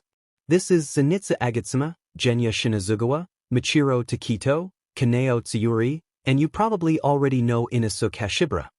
Izuku, Doma's son that came crashing through the doors. Yeah, and he's a pretty interesting guy. Anyway, nice to meet all of you. Zenitsu, nice to meet you too, Izuku. He's not too much of a crybaby anymore. Plus, 𝗃𝗃 gave him respect women juice. Kaneo, pleasure to meet you. Tanjiro already helped her with her decision-making problem not too long ago. Genya, how's it going? You already know what he'll look like as a demon. Just look it up if you don't know. Michiro, nice to meet you though, I might just forget, anyway. Mui's demon form is same as the one above. Izuku, Tanjiro, please understand him. He has amnesia, even though he's turned into a demon. Izuku, I see. Well, it's not like I have any right to judge him. I mean, it's not like he chose to have amnesia. Jiro, that's Izuku for you. Still the nicest person you'd find on this planet. Suddenly, 𝗵𝗃𝗃 started speaking. 𝗵𝗃𝗃 has arrived. Everyone tensed up and stopped what they were doing. The newer ones stiffened up due to the announcement. The demon moons all brought their heads down and bowed towards their 𝗃𝗃. As for the younger ones, they were all teleported to a separate platform just next to the demon moons. They bowed their heads while sweating in fear. However, only two of them weren't sweating. Those were Tanjiro and Izuku. Tanjiro had already become used to his presence to the point where he no longer felt fear towards him. Izuku was a different case. He oddly didn't even feel any sense of fear at all. Even when the girls were almost assaulted on the bus, he didn't feel scared for them. Only thing he felt was anger for the driver. This was different. Something in Izuku was blocking his sense of fear. Only thing he's feeling right now is respect for the one emitting his presence. Just then they heard someone speak. Just from the voice itself, they could tell it was 𝗵𝗃𝗃 himself, even though the four hadn't met him, seen him, or even heard his voice yet. Just by the overwhelming aura he was letting out gave him away. 𝗵𝗃𝗃, I see you've successfully recruited them. Well done, 𝗃𝗃𝗃𝗃, Doma, and 𝗃𝗃. Izuku looked up with the pair of eyes that were on his forehead. He saw a guy dressed like Michael Jackson with red eyes. Doma, no sweat. Anything for you. 𝗃𝗃𝗃𝗃, we only did what you wish. 𝗵𝗃𝗃, and I see that one of them had taken on your appearance, 𝗃𝗃𝗃𝗃. Not like it matters. Now, straight to the point here. Tell me, what did you see in these four that you found useful? I've only gotten interested because it's rare for both you and 𝗃𝗃 to see potential in mere humans, let alone children. 𝗃𝗃𝗃𝗃, it was their hidden strengths. I only ever sensed the boy's strength. 𝗃𝗃, he saw the girl's strengths. We both saw potential in all four of them. We believe that they could become very useful demons to you, your lordship. 𝗵𝗃𝗃 looked at 𝗃𝗃𝗃𝗃, and then towards the four kids. He read their minds to check something. 𝗵𝗃𝗃, what is going on inside your minds, you low-level demons? Jiro, oh my god, just by being near this guy is giving me chills. Achiko, I know I'm a demon, but I think I might die from suffocation because of this guy's aura. Momo, so this is the demon king that I've read about. Just reading about him is scary, but being here with him in person is terrifying. 𝗵𝗃𝗃, I see the girls are absolutely afraid of me. Exactly what I want. To be feared and respected. Now onto the boyha. What's this? Izuku, this is the demon king. He's not what I expected. I expected him to be more, what's the word? Scary. Wait, scary. If something's scary, then shouldn't I be scared? I should, but why couldn't I feel scared? Man, of all the things, why is fear the only thing that's impossible for me to feel? Izuku kept ranting to himself from inside his head. 𝗵𝗃𝗃𝗃, he was a bit irritated and confused about this. He decided to speak, which made everyone else tense up, even Tanjiro. 𝗵𝘃𝗁, you there, 𝗵𝘃𝗁𝗁𝗃𝗃. What is it that you said? Fear is the only thing you can't feel. Don't make me laugh. Although, if what you say is true, then you better have a good explanation for it. And make it quick. A demon's life may be limited, but if you don't give me a valid answer, then I'll make yours run out in a second. Everyone else got scared, but Doma was just being Doma due to his inability to feel anything. 𝗵𝘃𝗁 brought out his hand and prepared to kill Izuku if he doesn't give him a proper answer. What everyone found odd was the fact that Izuku remained calm throughout the entire thing. Even though he was in a life-or-death situation, he still hasn't shown any sign of being scared. 𝗵𝘃𝗁, what's this? Even when I'm threatening to kill him, he still hasn't shown any sign of fear. What is up with this kid? He proceeds to read his mind again. Izuku, might as well tell him the truth. Then 𝗵𝘃𝗁 stopped putting him on a chokehold and let him speak. Izuku, well, since you asked for the answer to tell you the truth, I really have no idea. 𝗵𝘃𝗁, what? Izuku, even when I was announced as Quirkless, I didn't feel any fear at all. Only thing I felt that day was disappointment that I was different than everyone else. Even when my own sister, along with my former friends, used their quirks on me. Even when I was burnt, slashed, beaten up, inflicted with frostbite, or even almost left for dead, I still haven't felt what fear was. 𝗵𝘃𝗁, wait, pause. 𝗵𝗃𝗁𝗃𝗃, tell me how you first encountered this kid. 𝗵𝗃𝗁𝗃𝗃, well, when we first encountered him, he was being taken hostage by the sludge villain. However, I sensed no ounce of fear from him, no matter how close he was to losing his own life. 𝗵𝘃𝗁, 𝗂𝗍𝗂, what about on your side? 𝗂𝗍𝗂, well, he rushed in to save his friends. No ounce of fear. Only thing that I felt from him was rage as he rushed in. He blinded on of the sludge freak's eyes without any hesitation at all. Even when he was a split second away from dying, he still didn't feel fear. Of course, I saw how his battle spirit was, so I saved him since I couldn't just let it go to waste. 𝗵𝘃𝗁𝗃𝗃, what the hell? This kid doesn't know what fear is. TSK. No matter. At least he knows that I should be respected. What about when you properly met him? Doma, oh, we stabbed the guy from the back and dragged him out the front window. I saw his expression, and he didn't seem scared. He only seemed surprised. I can tell by his expression. 𝗵𝘃𝗁, I see, as much as I dislike the fact that he's incapable of knowing fear, he'll make a great demon. Not like I'm playing favorites, I'm only going to let him live because there's something of his incapability that I find intriguing. If he can't feel fear, then that means that he won't mind running in straight to the demon slayers, isn't that right, Izuku? Izuku, yes, 𝗧𝗵𝗲𝗃𝗃. Everyone other than Doma tensed up because of Izuku forgetting about 𝗵𝘃𝗁's curse. 𝗵𝘃𝗁, you fool. Do you realize what you've just done? Once you say my name, you'll die by my curse. Izuku, yes, I'm aware of that. Ever since it has been brought to my attention, I used both of my brains to figure out a way to get rid of it. Until I was sure of the curse had been removed, I refrained from ever speaking your name. 𝗵𝘃𝗁, for the first time in a long time, he felt shocked that somebody managed to get rid of his curse, even though he only became a demon not too long ago. 𝗵𝘃𝗁 then began laughing like a maniac. The other demons present got frightened because of his laugh. 𝗵𝘃𝗁, you removed my curse in less than even 3 hours of becoming a demon. Wow, now I see what got 𝗵𝗃𝗁𝗃𝗃 and 𝗂𝗍𝗂 so interested in you.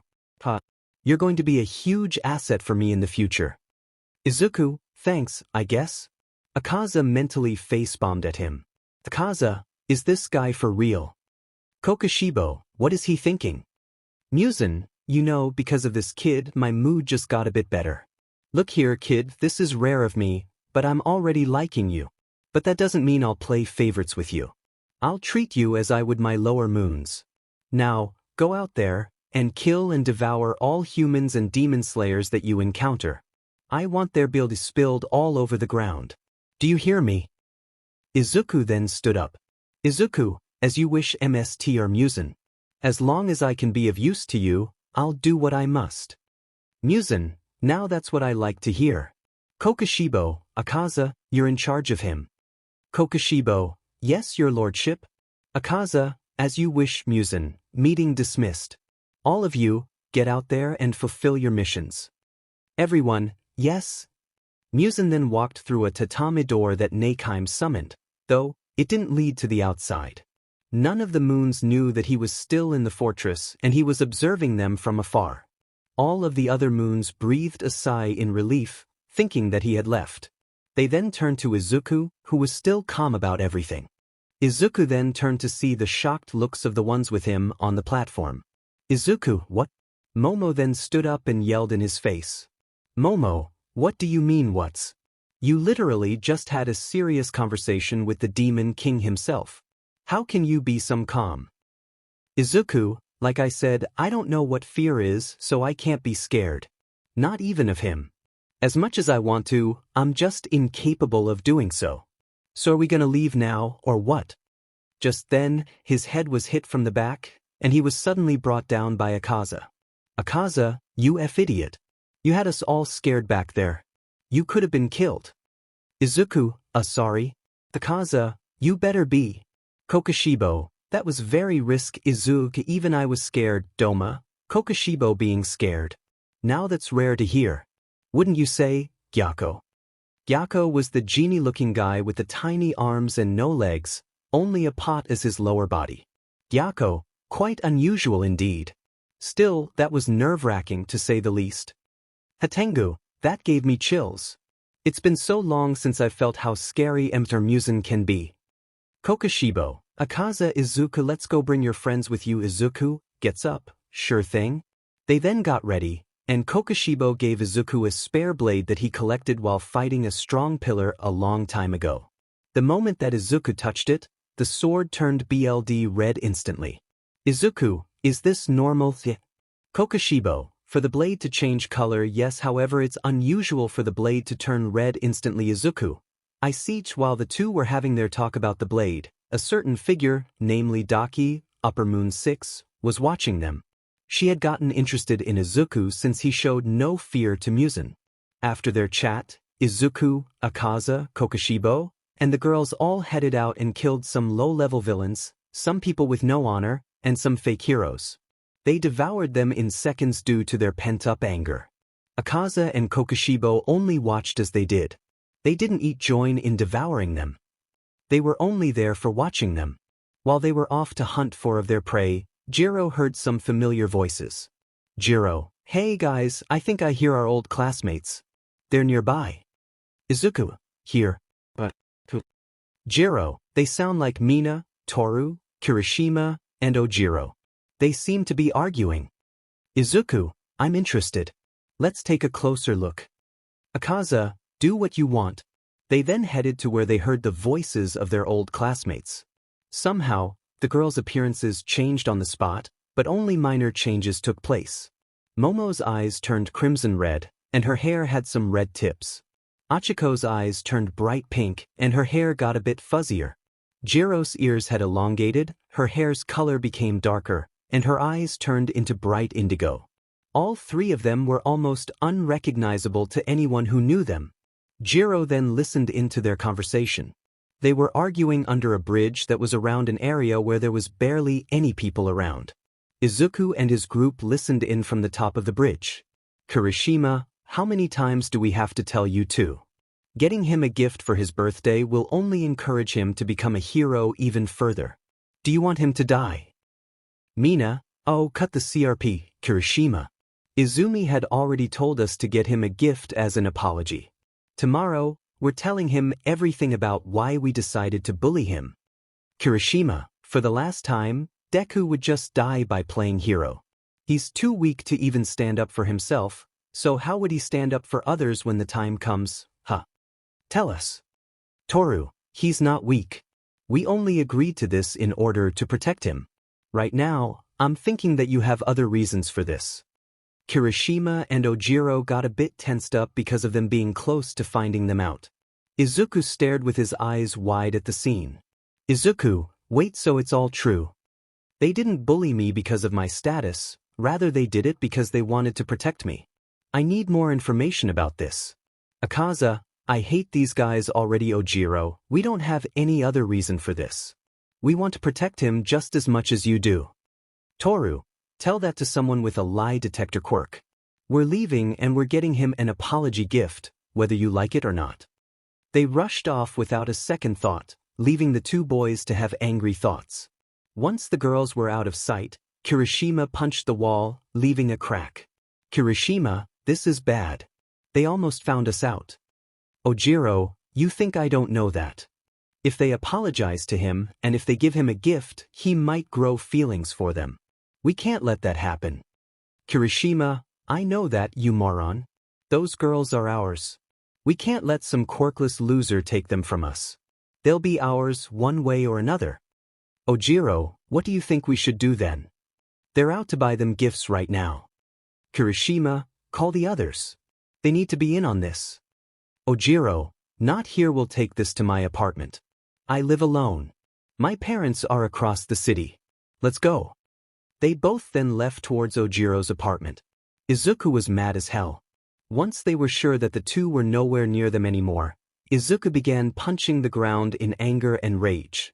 The girls were about to stop him, but 𝗂𝗃 intervened, saying that Izuku needed to vent out his anger. Izuku kept screaming out profanities at his male bullies. He hasn't forgiven his female bullies yet, but he was considering doing it. 𝗂𝗃𝐶𝗵𝗄 put a hand on Izuku's shoulder, calming him down.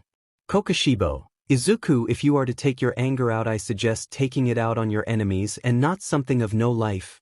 Izuku, you're right. Sorry. 𝗂𝗃𝐶𝗵𝗄, it's quite alright, it's understandable, after all I sometimes do the same thing. Izuku then got an idea. Izuku, how about we hit them where it hurts? The guys wanted only for me to feel pain and sadness, it's about time I make them feel the same thing. Momo, that sounds like a good idea. Jiro, agreed. Achiko, what do you have in mind? Izuku, their parents. Their families, we target them. Momo, I suppose that'll work. Izuku, oh it will. 𝗂𝗃𝗃, I usually object to killing women because of reasons, but since it's someone close to guys that I already hate, I have no objections. Izuku, you're actually going to kill a woman? 𝗂𝗃𝗃, what are you? Stupid. I never said I was going to kill a woman. I'm only going to watch. Izuku, oh anyway, any of you girls know what their parents look like? Achiko, I do. Izuku, sweet. Let's go then. They then ran towards the other side of the city. Achiko knew their faces because of them visiting the school sometimes. She also knew where they lived because of them openly saying where they lived during school hours. They arrived at an average-sized house. It was surrounded by a few other houses, but they were all a few meters apart from each other. And the house looked like it has thick walls, just by looking at it, but not thick enough to the point where it's soundproof. Izuku, you sure this is the place? Achiko, yeah, and remember, 𝗳𝗲𝗄𝗃's dad has a tail, and his mom is blonde like him. You know what to do. Izuku, of course. Kyo, come with me. Use your bullied demon art to soundproof the place. Jiro, you got it?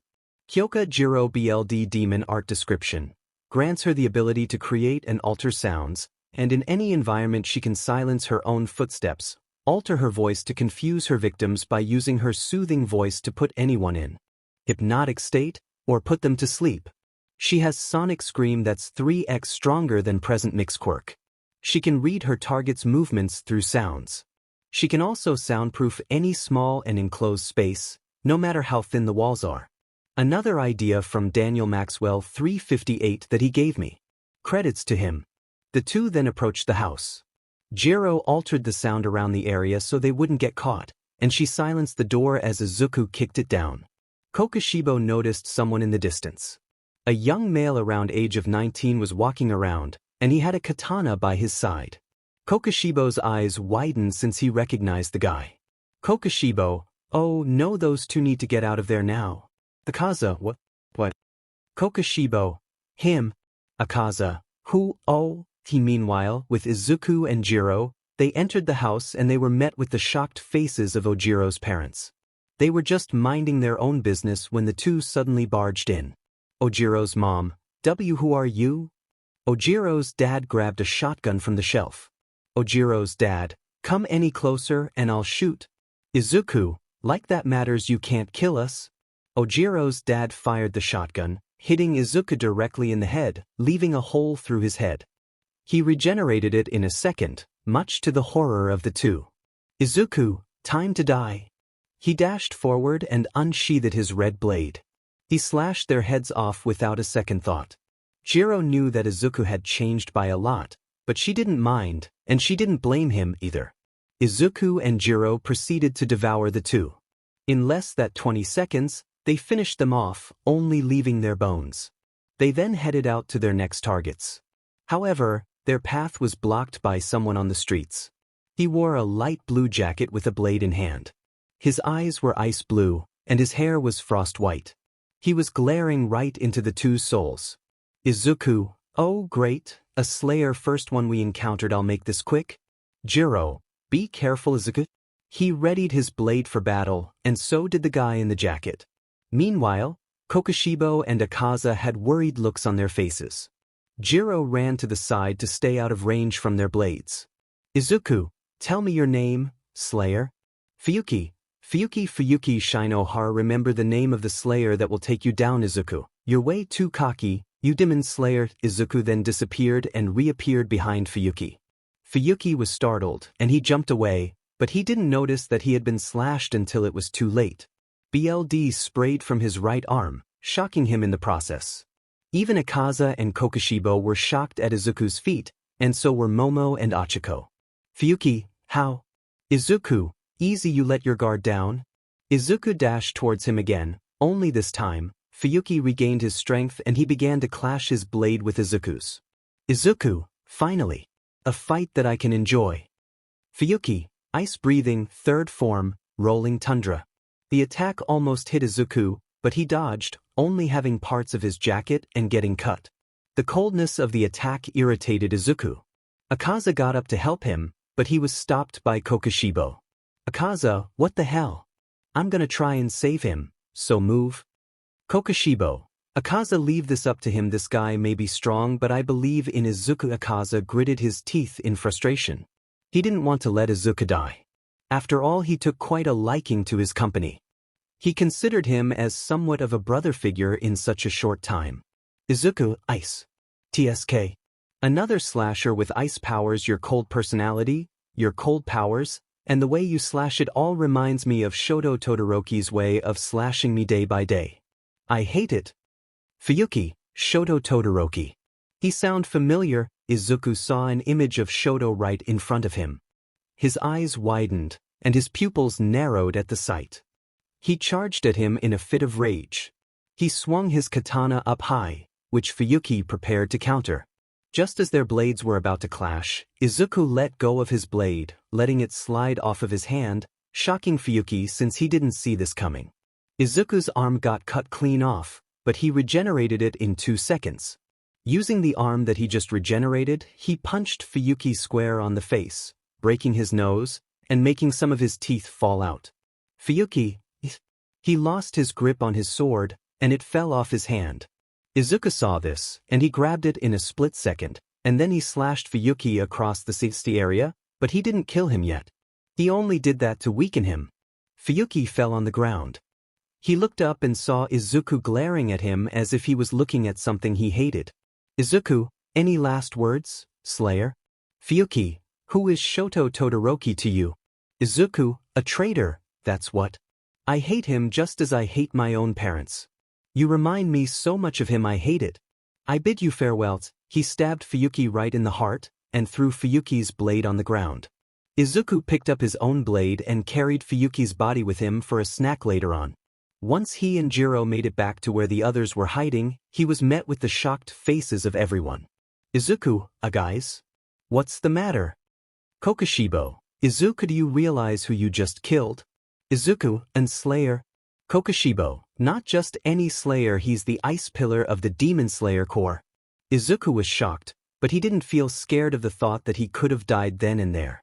Instead, he felt proud. Kokushibo, regardless, well done Izuku, you beat a pillar despite only become a demon in less than a quarter of a day. Izuku, thanks. And also I beat a pillar. Cool. 𝗂𝗲 then began shaking him back and forth. 𝗂𝗲, what do you mean cool? You're way too calm about this situation, you moron. You could have died. Izuku, but I didn't I? Anyway, I'll take this back with me to the Infinity Fortress, maybe show everyone my 𝗵𝗃𝗃𝗃𝗃 stops shaking him. You're one pain in the butt, Izuku. I still don't know how I'm able to tolerate you, despite your recklessness regardless of the situation. Izuku, okay. Anyway, on to the next target. Time skip no jutsu. And so they finished killing Ijiro's parents, devoured them, and then they headed back to the fortress. They made it back there, and they saw 𝗵𝗃 sitting in the middle of the fortress reading a newspaper, Daki and Jutaro chatting with Doma, and the 𝗵𝗃𝗃𝗃 squad chatting with each other. Izuku, we're home.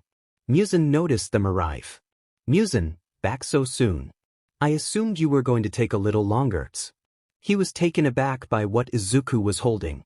He was holding the corpse of one of the Demon Slayer Corps' pillars. 𝗵𝗃 stood up and approached them. Everyone else present turned their heads, and they stared in shock of the scene except for Doma. He was congratulating Izuku, and he proposed a celebration party for Izuku's achievement. 𝗵𝗃, what is the meaning of this?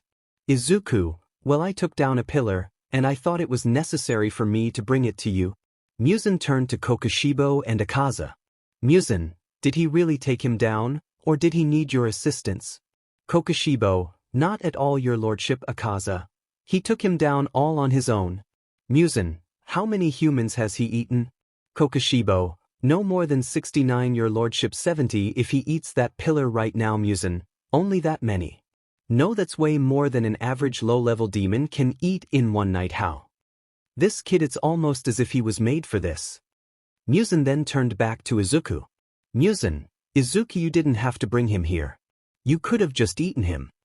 Izuku, Siege. 𝗵𝗃, good work, you truly surprised me. Doma, oh, you're praising someone. Now, that's rare. 𝗵𝗃 ignored him and went back to reading the newspaper. Izuku got congratulated by all of the other demons in the area, and he ate Fuyuki's corpse, but he split it in 4 to share with Momo, Jiro, and Achiko. The rest of the night was just them doing whatever. Izuku, Momo, Achiko, and Jiro all shared their stories with them. From when they were younger, up to now. The next day afternoon, it was the afternoon of the next day, and Izuku's old classmates were on their way towards Izumi's house. They noticed how Izuku, Momo, Achiko, and Jiro were absent, but they just assumed that they were sick. The guys got angry that they couldn't beat up Izuku today. The girls were all worried for them. It was cloudy out, and the sun was nowhere to be seen. They had also failed to realize that Izuku, Tanjiro, and Zenitsu were following them. As for how the sky was cloudy, it was thanks to Zenitsu's BRH quirk. Zenitsu 𝗵𝗃𝗃𝗃𝗃 demon art description. He can manipulate lightning, and can dash his insane speeds using electricity. He can also travel through anything electrical, such as wires, cables, and whatever you call those things connecting pylons together. Born with a quirk weather manipulation, can change the weather at will. As a human, his drawback took a huge toll on him. It damages him from the inside whenever he uses it. As a demon, the drawback went away, and his quirk had been modified. He can now create storms at the same level as King Ghidorah's. And in case some of you are forgetting, which I highly doubt, Zenitsu was born with an enhanced sense of hearing. He also uses thunder breathing most of the time. Zenitsu, remind me again why we're spying on these guys. Don't you hate them? Izuku, the guys. Yeah. The girls. I'm not so sure. Something came up last night that made me feel like I can find it in myself to forgive them. I just don't know. They continued to follow them. Izuku somehow found a way to disguise himself as a human. He can remove his other 4 eyes, and he can keep his original ones on. His long hair can stay. He prefers it because it hides some of his face from view. A few minutes later, they reached the Yagi household before the rest of the others did. Izuku brought the note that he forgot to write before he left, but with a few extra touches. Zenitsu and Tanjiro snuck into Izuku's room with him, and they placed the note on the desk. Tanjiro and Zenitsu noticed how messed up the room was. Zenitsu, geez, what happened here? Tanjiro, and why does it smell like BLD had been smeared on the walls? Izuku, like I said, I was ignored, and my parents never gave me anything to tidy up my room with, so I just use whatever I can. I get bandages daily because of the beatings, like that matters anymore. I don't really care about my old family anymore. Izumi, I may care about only a little bit for now, but it's only because she was taken advantage of. Tanjiro, so you're considering whether you should forgive her or not. Izuku, maybe Zenitsu. Guys, they're here.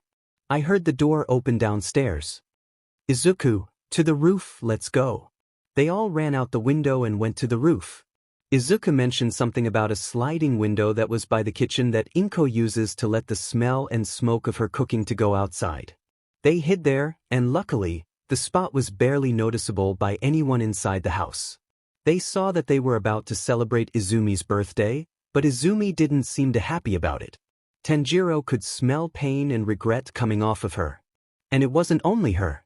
All of the other girls were emitting the same thing as well. Tanjiro, Izuku, yeah, I know.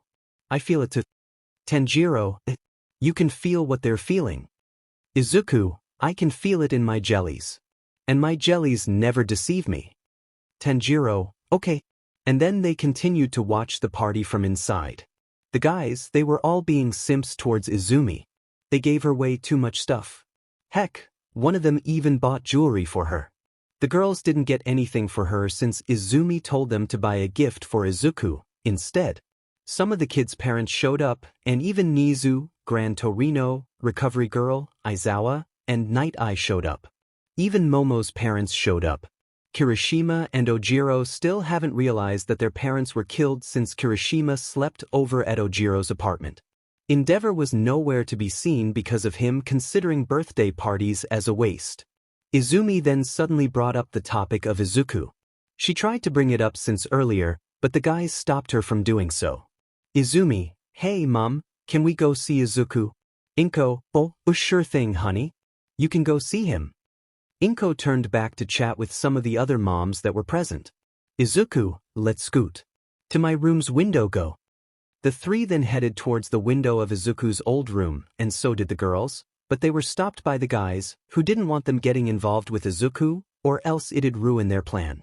Izumi, boys move. Katsuki, not a chance, Izumi. You'll only get Deku motivated to become a hero, and if he does become a hero, he'll die. Is that what you want? Izumi, being miserable and feeling betrayed is much worse than dying. Besides, if becoming a hero doesn't kill him, then depression will. Get out of my way. Meanwhile, Zenitsu was getting annoyed by their arguing. He decided to do things his way with them. He jumped in and sneakily tiptoed towards the door, and he sent a jolt of electricity through the crack underneath the door and zapped Katsuki with his controlled lightning. Katsuki jumped in shock, and he turned to Denki and accused him of doing so. They got into a fight, and the girls saw this as an opportunity to sneak past them. Zenitsu quickly jumped through the window, only to realize that he was still coming from the second floor. At just the right moment that Izuku and Tanjiro caught him, the girls all entered the room, only to find it reeking with the scent of 𝗵𝗃𝗵𝗃. What's that smell? Toru, it smells like 𝗵𝗃𝗃, and why does this room look like it hasn't been used for many years? Ribbit Shoka, where is Izuku? Izumi then took a look around, and she was horrified to see 3 whole trash cans filled to the brim with bloodied bandages. Izumi looked like she was about to scream, and she did. Zenitsu had to cover his ears from the high volume of Izumi's scream. Izumi's scream was heard from downstairs, and some of the parents immediately rushed up to see what was wrong. Toshinori and 𝗵𝗃 were the first to arrive. The first thing that they laid their eyes on was the interior of the room. Mitsuki also arrived, and she was disgusted with the look of the place. Mitsuki, what in the hell happened here? 𝗵𝗃, I don't know, sighs. Izuku must have forgotten to clean his room again. Izuku got irritated by her statement. Mitsuki, what do you mean that he forgot? This place looks like it hadn't been used in place, and what's that smell? Izumi, those, she pointed at the trash can, and the other parents were horrified at the sight. And then, Izumi's eyes landed on the note on the desk. She grabbed it and she told everyone about it. Izumi, there's a note here, Nizu, what does it say? Izumi, I think we should take this to the living room, Nizu. Very well, they all left to the living room. Izuku, back to the kitchen roof. They headed back. They made it just in time for Izumi to start reading. The note. Dear fucktards, I don't care when you'll come across this letter, but if you do, then let me just ask you this once: why the hell did you forget about me? Was it because of my quirklessness? Favoritism? Or was it because you're just like everybody else in this rotten world? You only ever view people for their powers, and not for who they truly are. Take this prick named Katsuki Bakugo for example. He has this amazing quirk, but his attitude is no different than an arrogant villain.